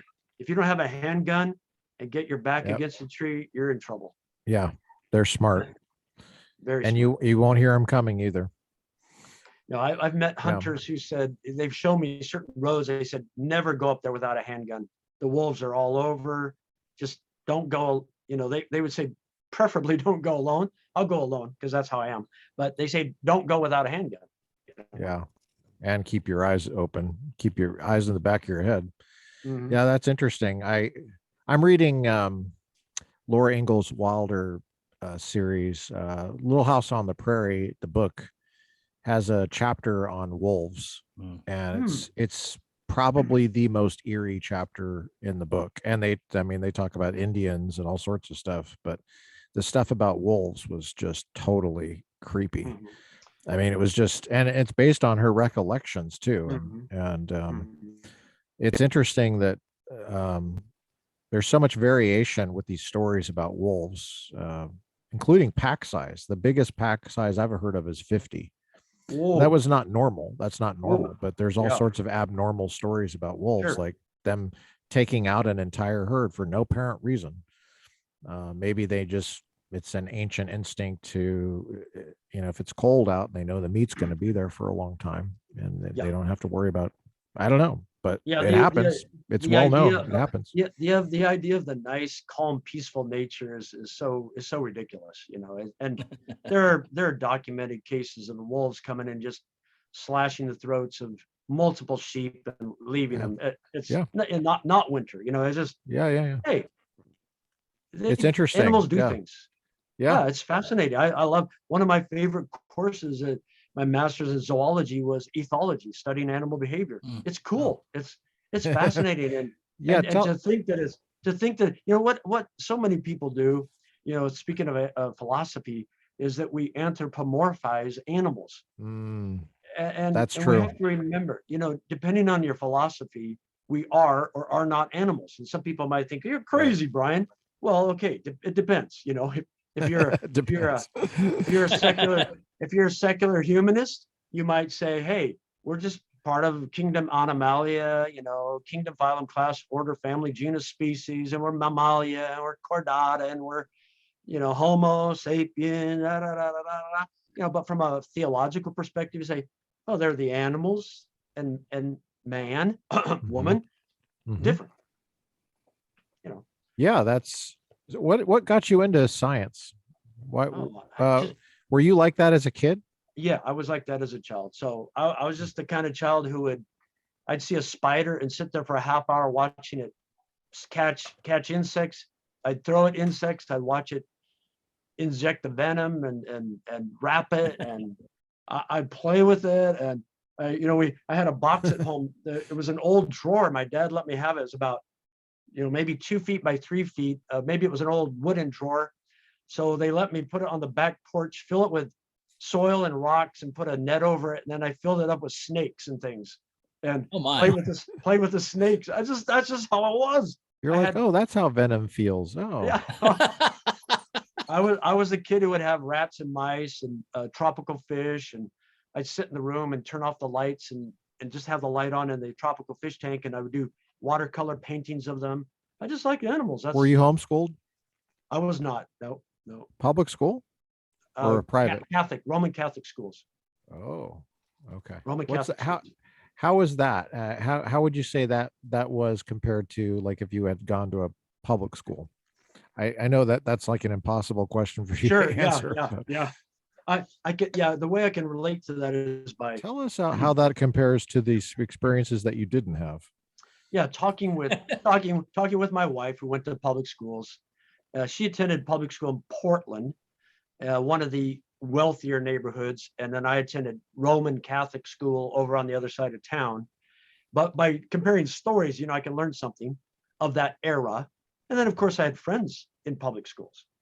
So I Okay. would say, from what I pick up, trying to be unbiased, the unbiased experience, uh, most Tell us people your would say, bias experience later, but for yeah, now, yeah, it's just the unbiased personal opinion. yeah. It looks like overall it had a stronger academic education preparation than the public schools of Portland. Did So you if you learn just want to, Latin? if you, it's a sad story. It's a sad story. So You hate Latin? summer before my freshman year, I signed up for Latin. The end of the summer, I got a notice saying, we have canceled Latin because there were not enough students who wanted it. Oh, that's tragic. It is. So the little bit of Latin I know I picked up mostly from science classes, because there's so much Latin in there. That would have been really But- helpful for you and as a biologist. Yep. So I think I got a stronger academic education instruction. The demands were higher, the expectations were higher, from what I understand in the public schools. Was there I think, discipline in the classroom? Was it nuns that were disciplining, or was it just regular teachers? we had discipline in the sense of standards shall be kept, and we were not to be unruly. Okay. I do not recall at that point in high school. I don't know of any corporal punishment. I don't think we had any corporal punishment in those years in the 70s. Was there but we- sergeant punishment or private? Oh, sorry. we Oh yeah, we- those are ranks in the Marines. we Sorry. had to toe the line. And there was one priest who was well known for facing the chalkboard, being able to pick up an eraser, turn around 180 degrees and nail the guy unexpectedly who was not paying attention with the eraser. We had one of those. I think it was, we at that time, our school was boys only. I think that was an advantage. I think that was good. There was a lot less distraction. Yeah. We could focus more on academic education and the friendships. We were not at all sequestered from women. We had parties, we had dances with the Catholic girls' school, all that kind of stuff. But looking back, it was, I kind of like that, not having that distraction. Not that I didn't like girls, but Did you have to wear a uniform? not in high school. Grade school for 8 years, yes. Salt and pepper cords, white shirt, blue sweater. What do you think? We could what take do the you- sweater off and it was hot. What do you think the main objection to homeschooling is from what you've heard? Okay, from the layperson, from the general public, people still ask the question, although much less frequently than 5 years ago. People still ask the question, what about socialization? Yes, I hear that all the time too. Yeah. It's so weird. So let's go with the lay question first, which also includes academics and others. But then we're going to go over to the more the academic philosophical answer or question. Okay. So the socialization thing is, and I think that Dr. Mather and Curtis, the main reason people ask that is because they don't know anything else. Like, hey, up until the 1980s, 99.9% of us were institutionalized. We just knew school, So it's kind of like a fish saying, well, I'm in water. I like water. How could you be healthy without water? And so everybody was institutionalized, and they think, here we go back to the nature of humans, conformists. In a way, we implicitly believe that whatever is the norm equals good. Now, Yeah, that's good. The logical fallacy of that is, It's false, but yeah, that's a good phenomenology of what people think. Yeah. So it's an innocent question. And then by doing this research on homeschoolers for 38 years and knowing homeschoolers for a long time, I just turn it around and I say, like, I remember I was on an airplane with on the way to a research conference, American Educational Research Association conference, which I would love to talk about. But anyway, turns out the lady next to me is going the same place. She's a doctoral student. She's an African-American woman. And we're talking and, oh, okay, homeschooling. And then that comes up and she says, what about socialization? Okay, here we go again. So I said, well, what do you do for socialization? Hold on one second. Hold on. Yeah. Had we not recorded all of that? Hold on a second. So you were saying about socialization, Yeah, so I the think complaint about socialization. Yeah, so I was on the plane with this gal, and turns out we were both headed to the American Educational Research Association. She asked the question, well, what about socialization for these homeschool kids? And I said, well, what do you do for socialization? Well, you know, I'm in a book club. So we read a book and we discuss it. Okay. Oh, I play tennis with friends. Okay. I take some classes. Okay.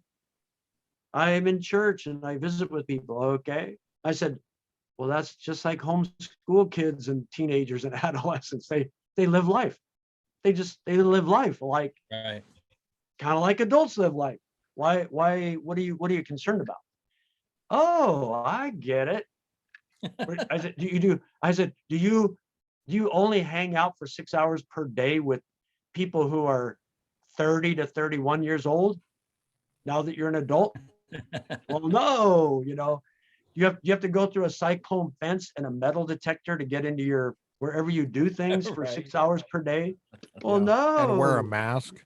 And wear a mask or whatever it is. And so, you know, once you kind of explain it that way to people, like, oh, okay, I get it. It's like life. It's life. You go to the grocery store and you talk with the clerk checking you out. You talk with the produce man, or you just talk with people and you maybe participate in 4-H and you raise chickens, or you're not on a farm, so you do sewing instead of chickens, or whatever, you know, just whatever you do. And you've got your homeschool cooperative, and people understand it then. Yeah. And research shows this. It's kind of, I tell people that, you know, as a researcher, as somebody who thinks kind of philosophically about research, what is research anyway? You know, research is supposed to help us understand reality.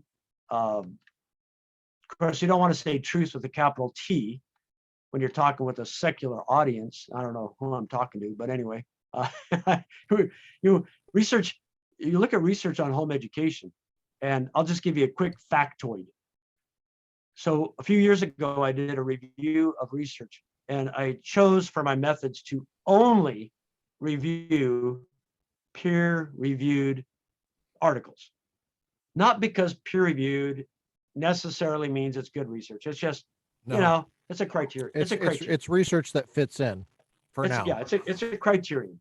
Right. Get this, 87% of peer-reviewed studies on social, emotional, and psychological development show that homeschool students perform statistically significantly better than those in or from conventional schools. Wow. That's just simple. It's like, That's hey, crazy. Wow, that's awesome. It might surprise people, but that's just what we know so far. Academic performance. So, you know, so I'll have people who I know, and we, in research, you argue with each other, right?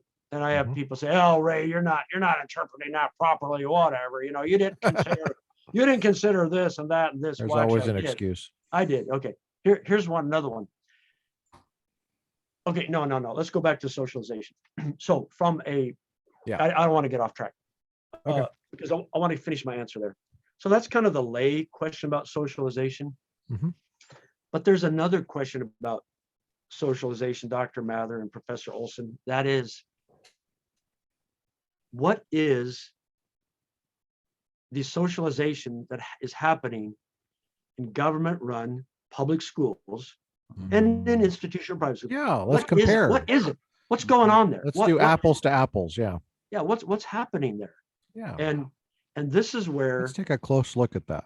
yeah, What that this is where socialization really is. exactly. And this is where some of the negative critics of home education are more or less honest. And what's Really? happening Wow. there is some are honest and some are not so honest, is what I'm trying to say. Okay. And this goes back to my proposition that all education is the teaching, training, and indoctrination of children. Public school, private school, homeschool, all of them. I'm not picking on anyone. I'm not lauding anyone. So there and implicitly, mommy and daddy are telling you this is a good place. This is an important place. Trust your teachers. We Oh, trust the curriculum Wow, that the yeah. government has approved. We trust the professors who have indoctrinated the teachers who are going to teach you. We trust the government state certification system of teachers. Mommy and daddy, you are telling your children this implicitly because you entrusted them to the government school. That's And huge. you entrusted them to the legal philosophical concept of in loco parentis.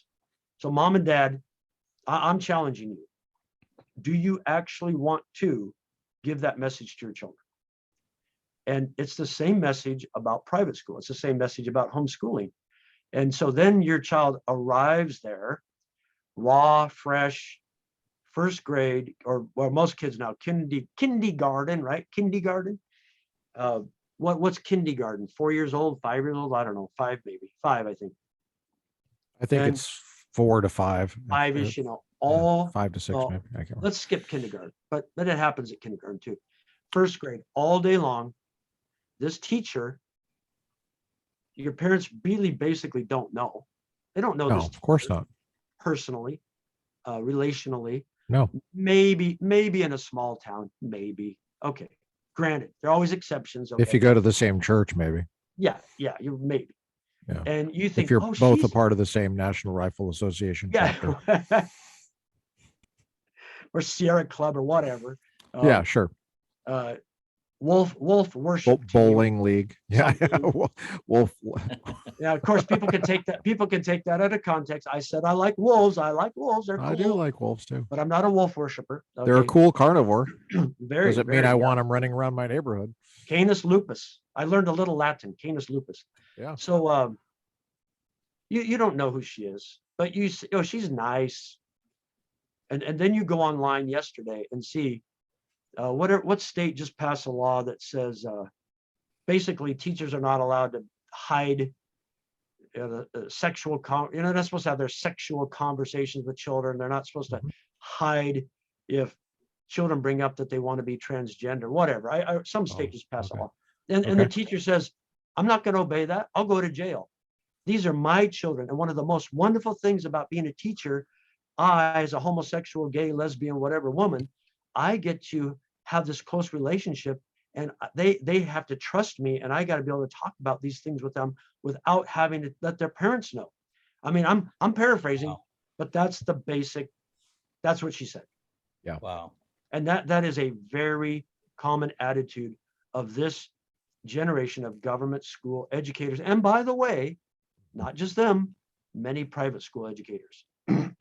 So parents, you're entrusting your child's mind, body, soul, if you believe in a soul, to the intimate influence of these teachers, of the professor created, government approved curriculum, which is rife with values, beliefs, and worldview all day long. Whether you agree with it or not, you're subjecting your child's mind, soul, and body to that. And when I say what's body, happening. That's what's happening. That's it's going on all day. The boundaries that were there 10 years ago, the boundaries that were there 7 years ago, let alone 20, 25 years, are just, I remember it was controversial when I was going through, hold on one sec. The boundaries that were there 25 years ago, when I was going through, it was like sex ed was controversial. Like, and that was in high school, right? It was like sex ed, now we're talking about in first grade. I mean, the boundary crossing that's going on is really, really bad. Now, you might I was not have any problem with this particular person, but yeah. what about if it was some other person that I'm you gonna don't grab a know? book real fast. I'm Yeah. gonna grab a book, I think. Yeah, it's the boundaries. I mean, I wish I could find this book. It has a creepy cover on it. To me, it's a creepy cover. Now my bookshelf is only so organized. I can't find certain things real fast. But anyway, I remember this. I was walking through the American Educational Research Association trade hall where they have all the books, and exhibits and the latest academic this and that. and the cover says "The School Home." This is about 20 years ago. I thought, whoa, school home. That's a catchy title. And of course, I'm interested in homeschooling. It's not about homeschooling, but it's a professor, I think her name is Martin. I think she's a philosopher. And she was talking about how the school, the government run public school, is and must become the place of care, connection, and concern for children, essentially replacing the home and the family. So it's been happening. It's been happening. It's just the slowly. I mean, if you want to look at it as a negative, it's the slowly boiled frog. Yeah. And the moment that government-controlled, tax-funded schools came into existence, that was the beginning of this. So historically, that was the beginning. But in the last 20 years, you're seeing it's not the full fruition, but it's the fruition of what happens. Because whatever worldview, whatever philosophical thing is in power is what's getting laid on these children. I can have examples, but you mentioned that. I mentioned this one teacher. Listen to this one.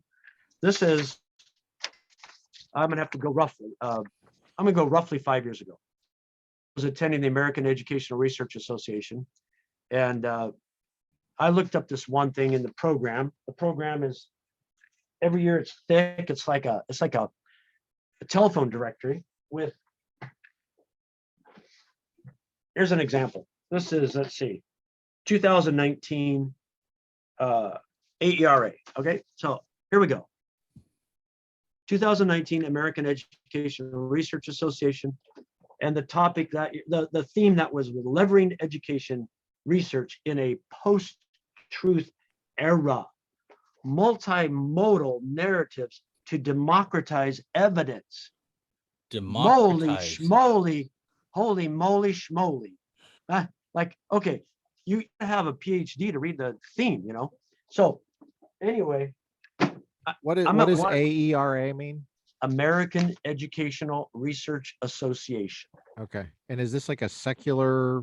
Yeah. I've been a member since 1988. It's the premier educational Democratize research evidence. association. I didn't realize evidence was something we voted on. Well, evidence is by definition something that points to truth. So how could you have evidence in a post-truth era? That's incoherent. You just said that. That we're recording. We'll cut that out. We're coming back to that. So I go to this one presentation.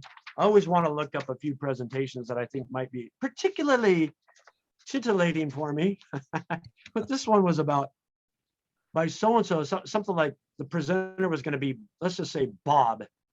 And it's about queering fourth graders. So I go to it's a roundtable discussion. And you go into this roundtable and they're about 25 people. I think it's called grooming. That's what they typically. It was, well, hold on. They used to call it that. Hold on. So I go into this roundtable. There are about 25 people there. I was a couple minutes late. So I'm looking at name tags, trying to figure out where's Bob, who's the presenter. There was no Bob talking, but there was a Susie talking. And I thought, okay. And it started clicking. Okay, maybe transgender or bi or whatever. but okay, whatever. Hard to keep up. I was thinking, whatever. Well, that's it. Susie was Bob. It was actually making the presentation, but that didn't concern me so much. The queering fourth graders. Okay, so you got to keep up on the terminology. What that basically means is, and this was her research, to queer fourth graders. So think about this, 10 years old. Public school allows this academic to go in and queer fourth graders, which means purposely, intentionally get all these kids to question everything and doubt everything that mom and dad teach them, that their scout leaders teach them, that their church leaders teach them, that anybody teaches them. Right. Basically, deconstruct their minds and their hearts and their souls and their worldviews to whatever Bob/Susie is trying to do with them. Yep. I can't even get my mind around. Like, I'm not making this up. We've already had a guest on, Brenda Lepsack. She was on right. We had her within the first fortnight of this podcast, and she's a public school teacher in California. And she backed up everything, and she says there's a budget issue here, because mental health professionals are required, if there's cues, there's questioning in that elementary school, and those mental health professionals have to be paid. They got to have a budget line item, and so they're paid depending on how many are cues. In other words, it's incredible. Q means queer or questioning. So if you can give a questionnaire and they check the right box, they're questioning, and they're really prompted to question, then they have more LGBTQs now, and so therefore they can have more mental health professionals. It's like, but it's really manufacturing. I called the episode "Manufacturing the Cues," artificially manufacturing the cues in LGBTQ. You could actually imagine a scenario where they're saying, the teacher's making a statement, and the child saying, well, wait a second, could you clarify, how is it possible that a boy could be a girl? Oh, you have a question. Now you're questioning. So now we're going to run you down this way of thinking. You're now in this group. You can move 7, 8, 10, 15-year-olds any place you want them. You can, we all know that. So that was queering fourth graders. That's research done on your fourth graders in government controlled public schools. And this is a wild guess. This is not research. I'm guessing at least half the parents had no idea that was being done to their fourth graders. Not a clue. And then I was in another one. This is just another example. I could give you gobs of these examples. If your listeners say, "Hey, Brian, prove it," I'll send them a link. But anyway, here's another one. This is a Ph.D. in science education. Would be one of my old comrades, right? Mm-hmm. Ph.D. in science education. And her name's Kristen Gunkel. And she's telling us, now imagine you're in an elementary classroom. It's so cool. You've got the dissecting tray. Remember those dissecting trays, those metal dissecting trays, and put a little water in it. You got a crawdad. Some people call them crayfish. And it's alive. And the kids are all excited. And they're sitting around it and they're looking at it. And they're talking about the antennae and the chelicerae and the swimmerettes. And it's all good. It's really good. Like any teacher would love that. They're engaged, they're learning. She says, but what's wrong with this? What's wrong with this is that it's teaching children heteronormativity. That's an evil thing. We got to teach them about all the diversity and queerness in nature. Like, wow. Really. Wow. And truly and really, that's what elementary school science is supposed to be about.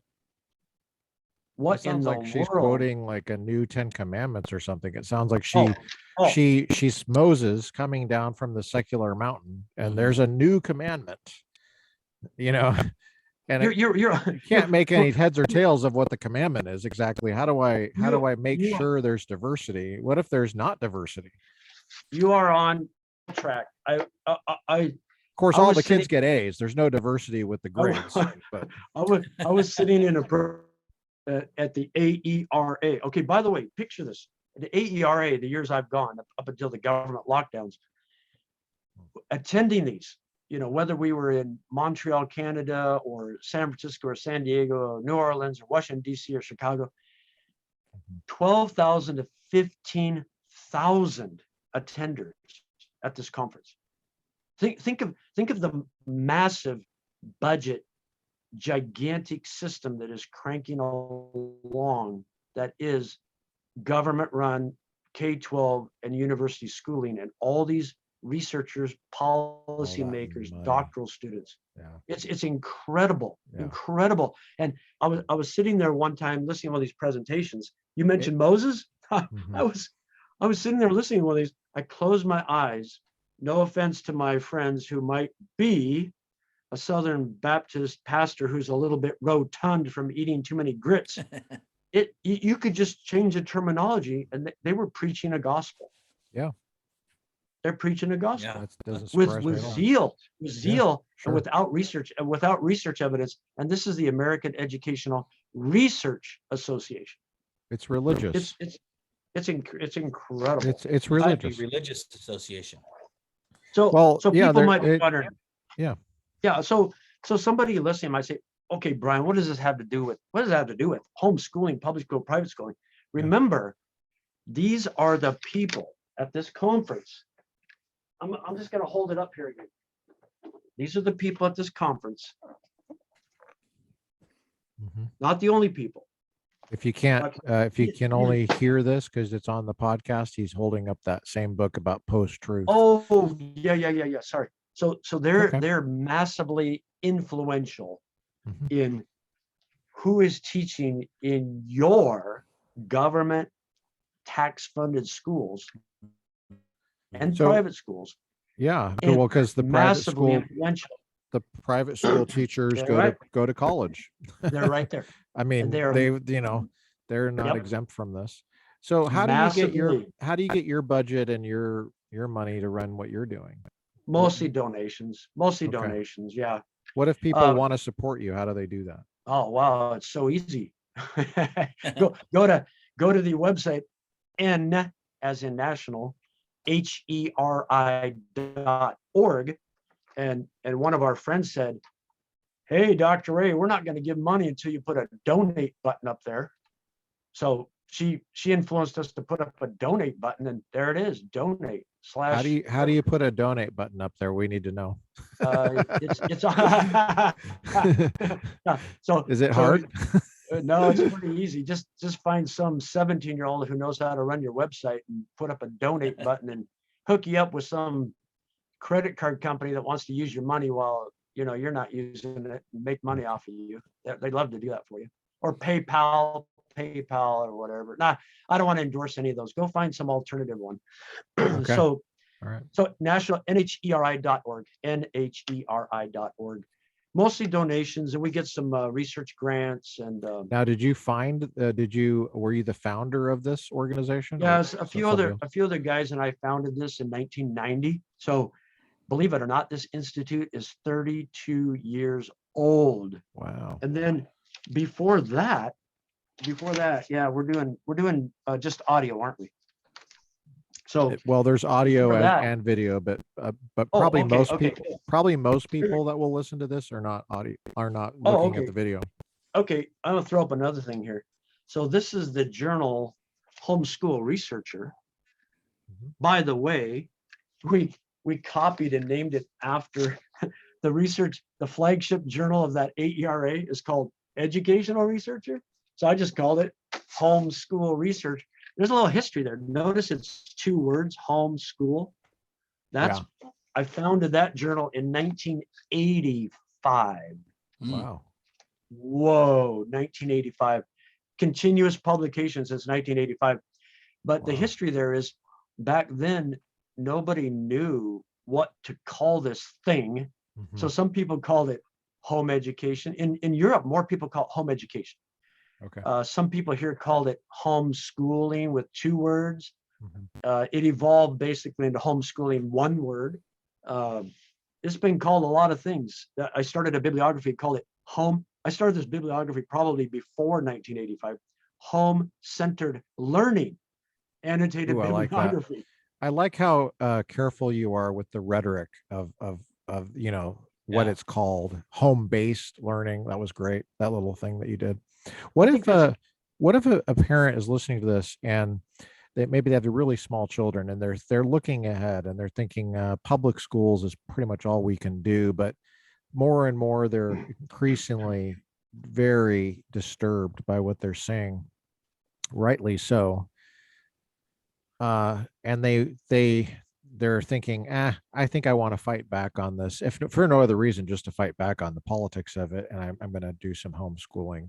What would you say their first step is for that, to take that next step? Yeah, they're two very actually pretty simple steps.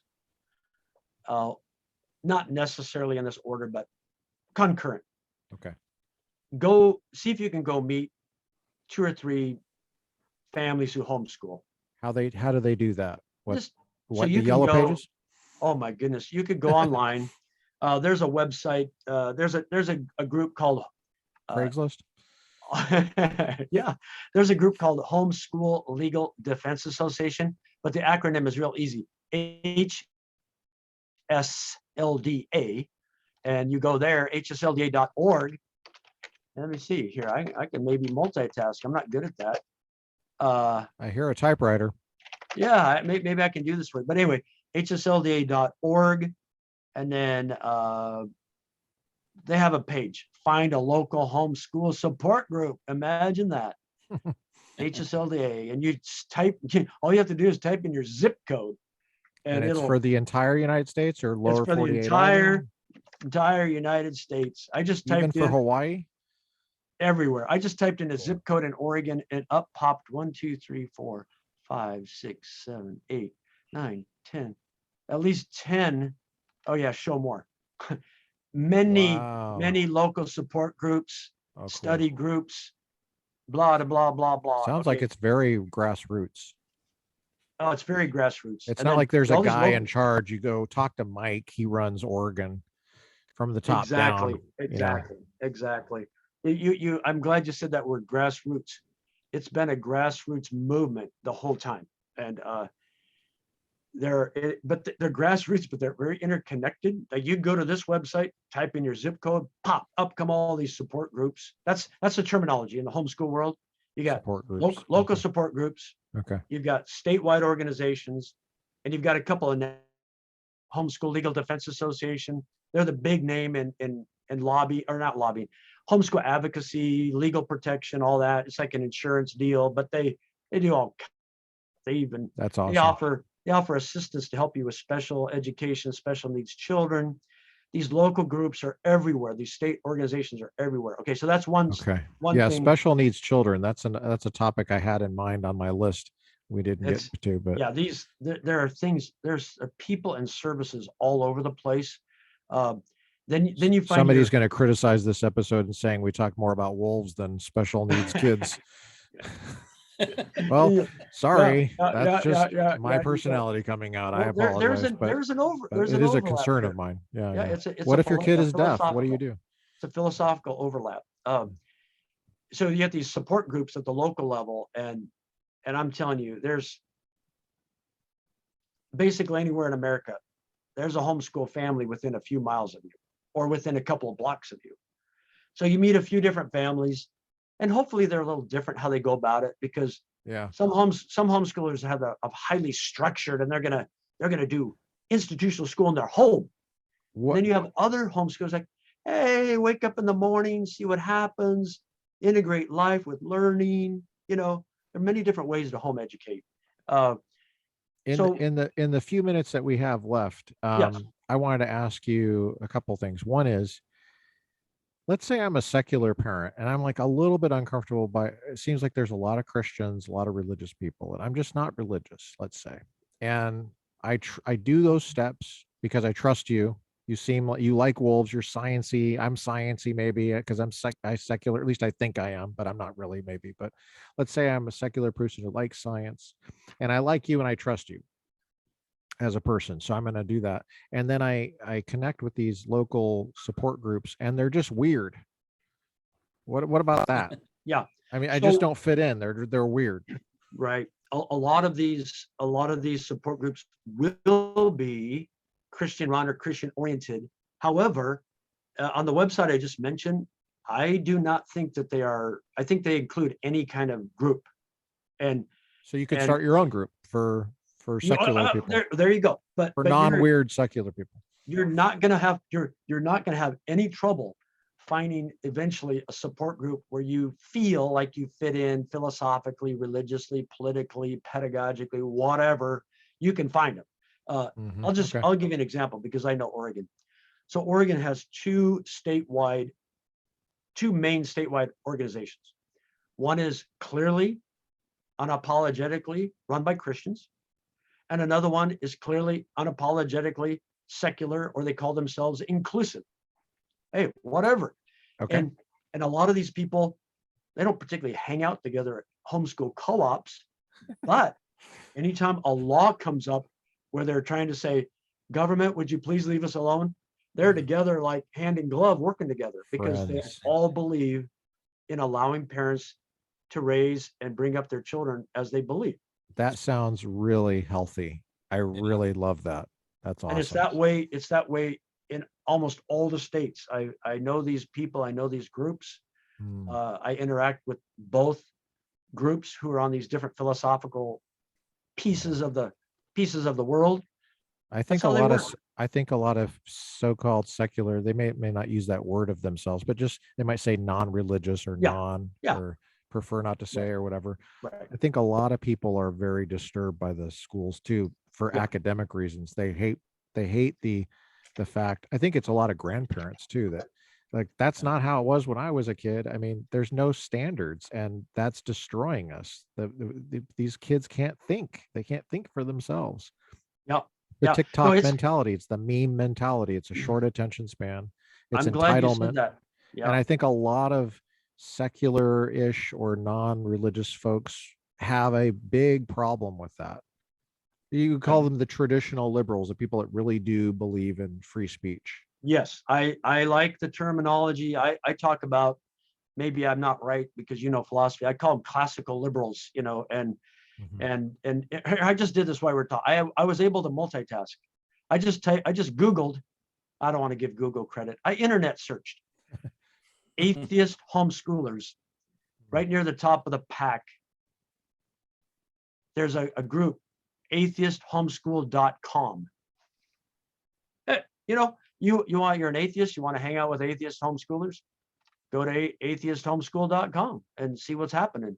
But I agree with you, Dr. Mel, is that if you look at education as having an objective of, for example, we used to talk about critical thinking. You're probably not going to get it in an institutional public school. If you're talking about the classical concept of tolerance, probably not going to get it in public school. If you're talking about depending. There are some that do that still, but if you're talking about freedom to explore and not have to follow a government controlled curriculum every day, the bell rings at 45 minutes and you got to move on to the next topic, whether you learned anything or not, whether you're interested or not, you're not going to get that in public school. There are a lot of things in the freedom space called home-based parent-led education you never could do, even if a teacher wants to do it for you. Some teachers dream of doing these wonderful things, but they cannot do it. Yeah.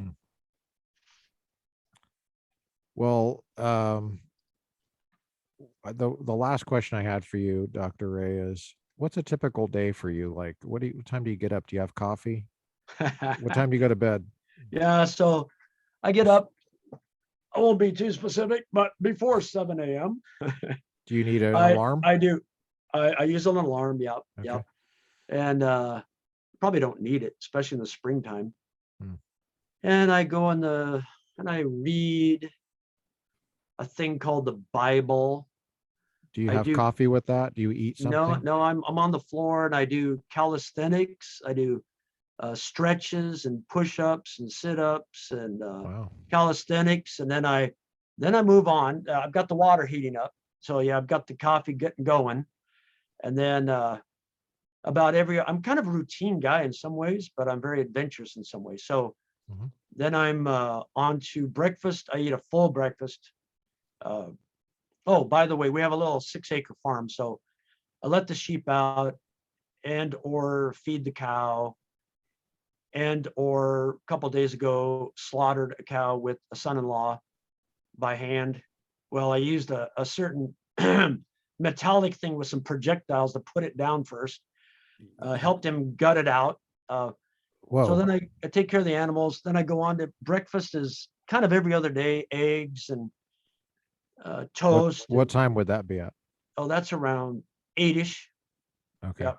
And then every other day is more like goat yogurt with frozen blueberries and homemade granola Whoa. with my black coffee. Oh, I put a few raisins in there too for the sweetener. I got a little bit of a sweet tooth. So And you then- have, did you say you have, how many animals do you have? Do you care to say? Well, until 2 days ago, let's see. I think right now we have a little flock of about 16 sheep with a bunch of lambs thrown in there, 2 rams, 2 cats, big dog, and then the cow's gone. The cow. Well, Was it a milking cow? Was it a parts of milking her on cow? the butcher block right now in the kitchen. Okay. She was a lame dairy cow that we got for free. And so now she's going to provide protein to at least 2 families. Wow. And then let's see, do we have anything? Oh, I left out. My wife is taking care of 30 of the most beautiful, healthy chickens you've ever seen. So you got lots of she- eggs coming in. Listen to this. She buys organic feed, registered organic feed. Then she ferments it with apple cider vinegar for Oh 2 my days. gosh, they're drunk. They're drunk she- chickens. You have then drunk chickens. She feeds the chicken, and during the middle of the winter, she is getting about 26 eggs per day out of 29 hens and 1 Wow. rooster. What? That's How did something. she get that idea? Well, we had not had chickens for a few years, and she wanted to bless me. I like eggs and Oh yeah. children and friends and people in our church, and she likes chickens. Her aunt used to raise chickens, so there's some history there. We've had chickens before, but we had a hiatus for a few years, and so back to chickens. And the other thing was I built her an enclosure that was kind of her dream chicken yard, and tried to build So a chicken keeps coop the that foxes out or the coyotes out. yeah, Yeah. and build a chicken coop that's more like what she wanted, and so got back to Yeah. it. Very Then I cool. ride my bike to the office, 5.5 miles, and then I sit here and Now do you have a research. separate building. This is not your home. Yes, This I is your go to separate building. used to be a nice old-fashioned house, but now I'm in an ugly little office space. Okay. I'm on the computer all day long, email, Mhm. literature search, reading, data analysis, talking with people about the next research projects, writing manuscripts, submitting them to journals, writing booklets and reports, putting them online or just whatever. I do media Wow. interviews. I serve in courts as an expert witness in court cases. Wow. Yeah, just all over the place. Speaking of the media, so this is think about this, 1988. You were pretty young then. Was I was in Professor 8th grade. was Professor O even born? Oh, I was a junior in high school. Okay. Yeah. I was in 8th grade if it was the fall. Okay. I was in okay, 7th yeah. grade if it was the spring. Okay. So it was spring. It was June of '88. Okay. I was a junior. Okay, June of '88. Senior. I was finishing my doctorate at Oregon State University. Which by the way- state is that? Is that in Oregon? Oregon State University in Oregon. Yeah, and Oh, it's in Oregon. Okay. yeah, Oregon State University. So some people thought it was, but my dissertation was not on homeschooling. That's a whole nother story about the politics of your doctorate and all that. Oh yeah. You have a couple more minutes? Yes. Okay, so Absolutely. I had learned of home education. Almost nobody was doing it then. Very little research had been done. This is the mid 80s. You remember I started the journal in 85. Started the Journal 85. I was in 5th grade. Okay. Started the Journal 85. Not being encouraged to question my gender, by the way. Right, exactly. Reagan was president. Top Gun had just been in the theaters. Yeah. Okay. Along with Karate Kid. Actually, Top Gun was about to come out. Karate Kid had already been out. Okay. All right. So we're setting the stage. Setting the stage. Yeah, that's good for that context. And around 85, my department and my doctoral committee both said, yes, you may go ahead and do your research on homeschool kids, comparing them to public school and private school. Like, cool, that's interesting. It can be fascinating. Science, a science education thing, topic. But then magically, suddenly, out of the blue, my department said, no, you're not doing that. We don't think blah, blah, blah, blah, blah, that it fits, blah, blah, blah, blah, blah. And I thought, I am not going to win this argument. And I want to get my PhD. So I dropped it. I thought, I'm going to do it just on public school kids. On the side, on my own, I also collected comparable data from private school and homeschool children. Kept the data in my database, finished my doctorate dissertation on that, public school kids. As soon as they handed me my diploma, I'm out of there. I can do whatever I want. Right at that very same time, the NBC Today show from New York City called me up and said, hey, maybe I was Dr. Ray by then. I don't even know if I had my diploma yet. We want to fly you out to New York City from the West Coast, put you on the show for 7 minutes with the president of the National Education Association to talk about homeschooling. Did you have your beard back then? What in the, yeah, it was brown. Okay. So you looked like a legit professor at that era. What? That's cuckoo nuts. You know, I'm just a little punk nobody, like I still am. And they're going to fly me out there. Literally had just moved my wife and some children to Seattle, left her while friends we didn't know were unloading our stuff. And I flew out of SeaTac Airport, looked down, I could see our house and the rental truck, flew to New York City. They picked me up in a limousine, took me to a fancy hotel, got me in the next morning when I'm, tired because 3 hours off, put the powder on my face.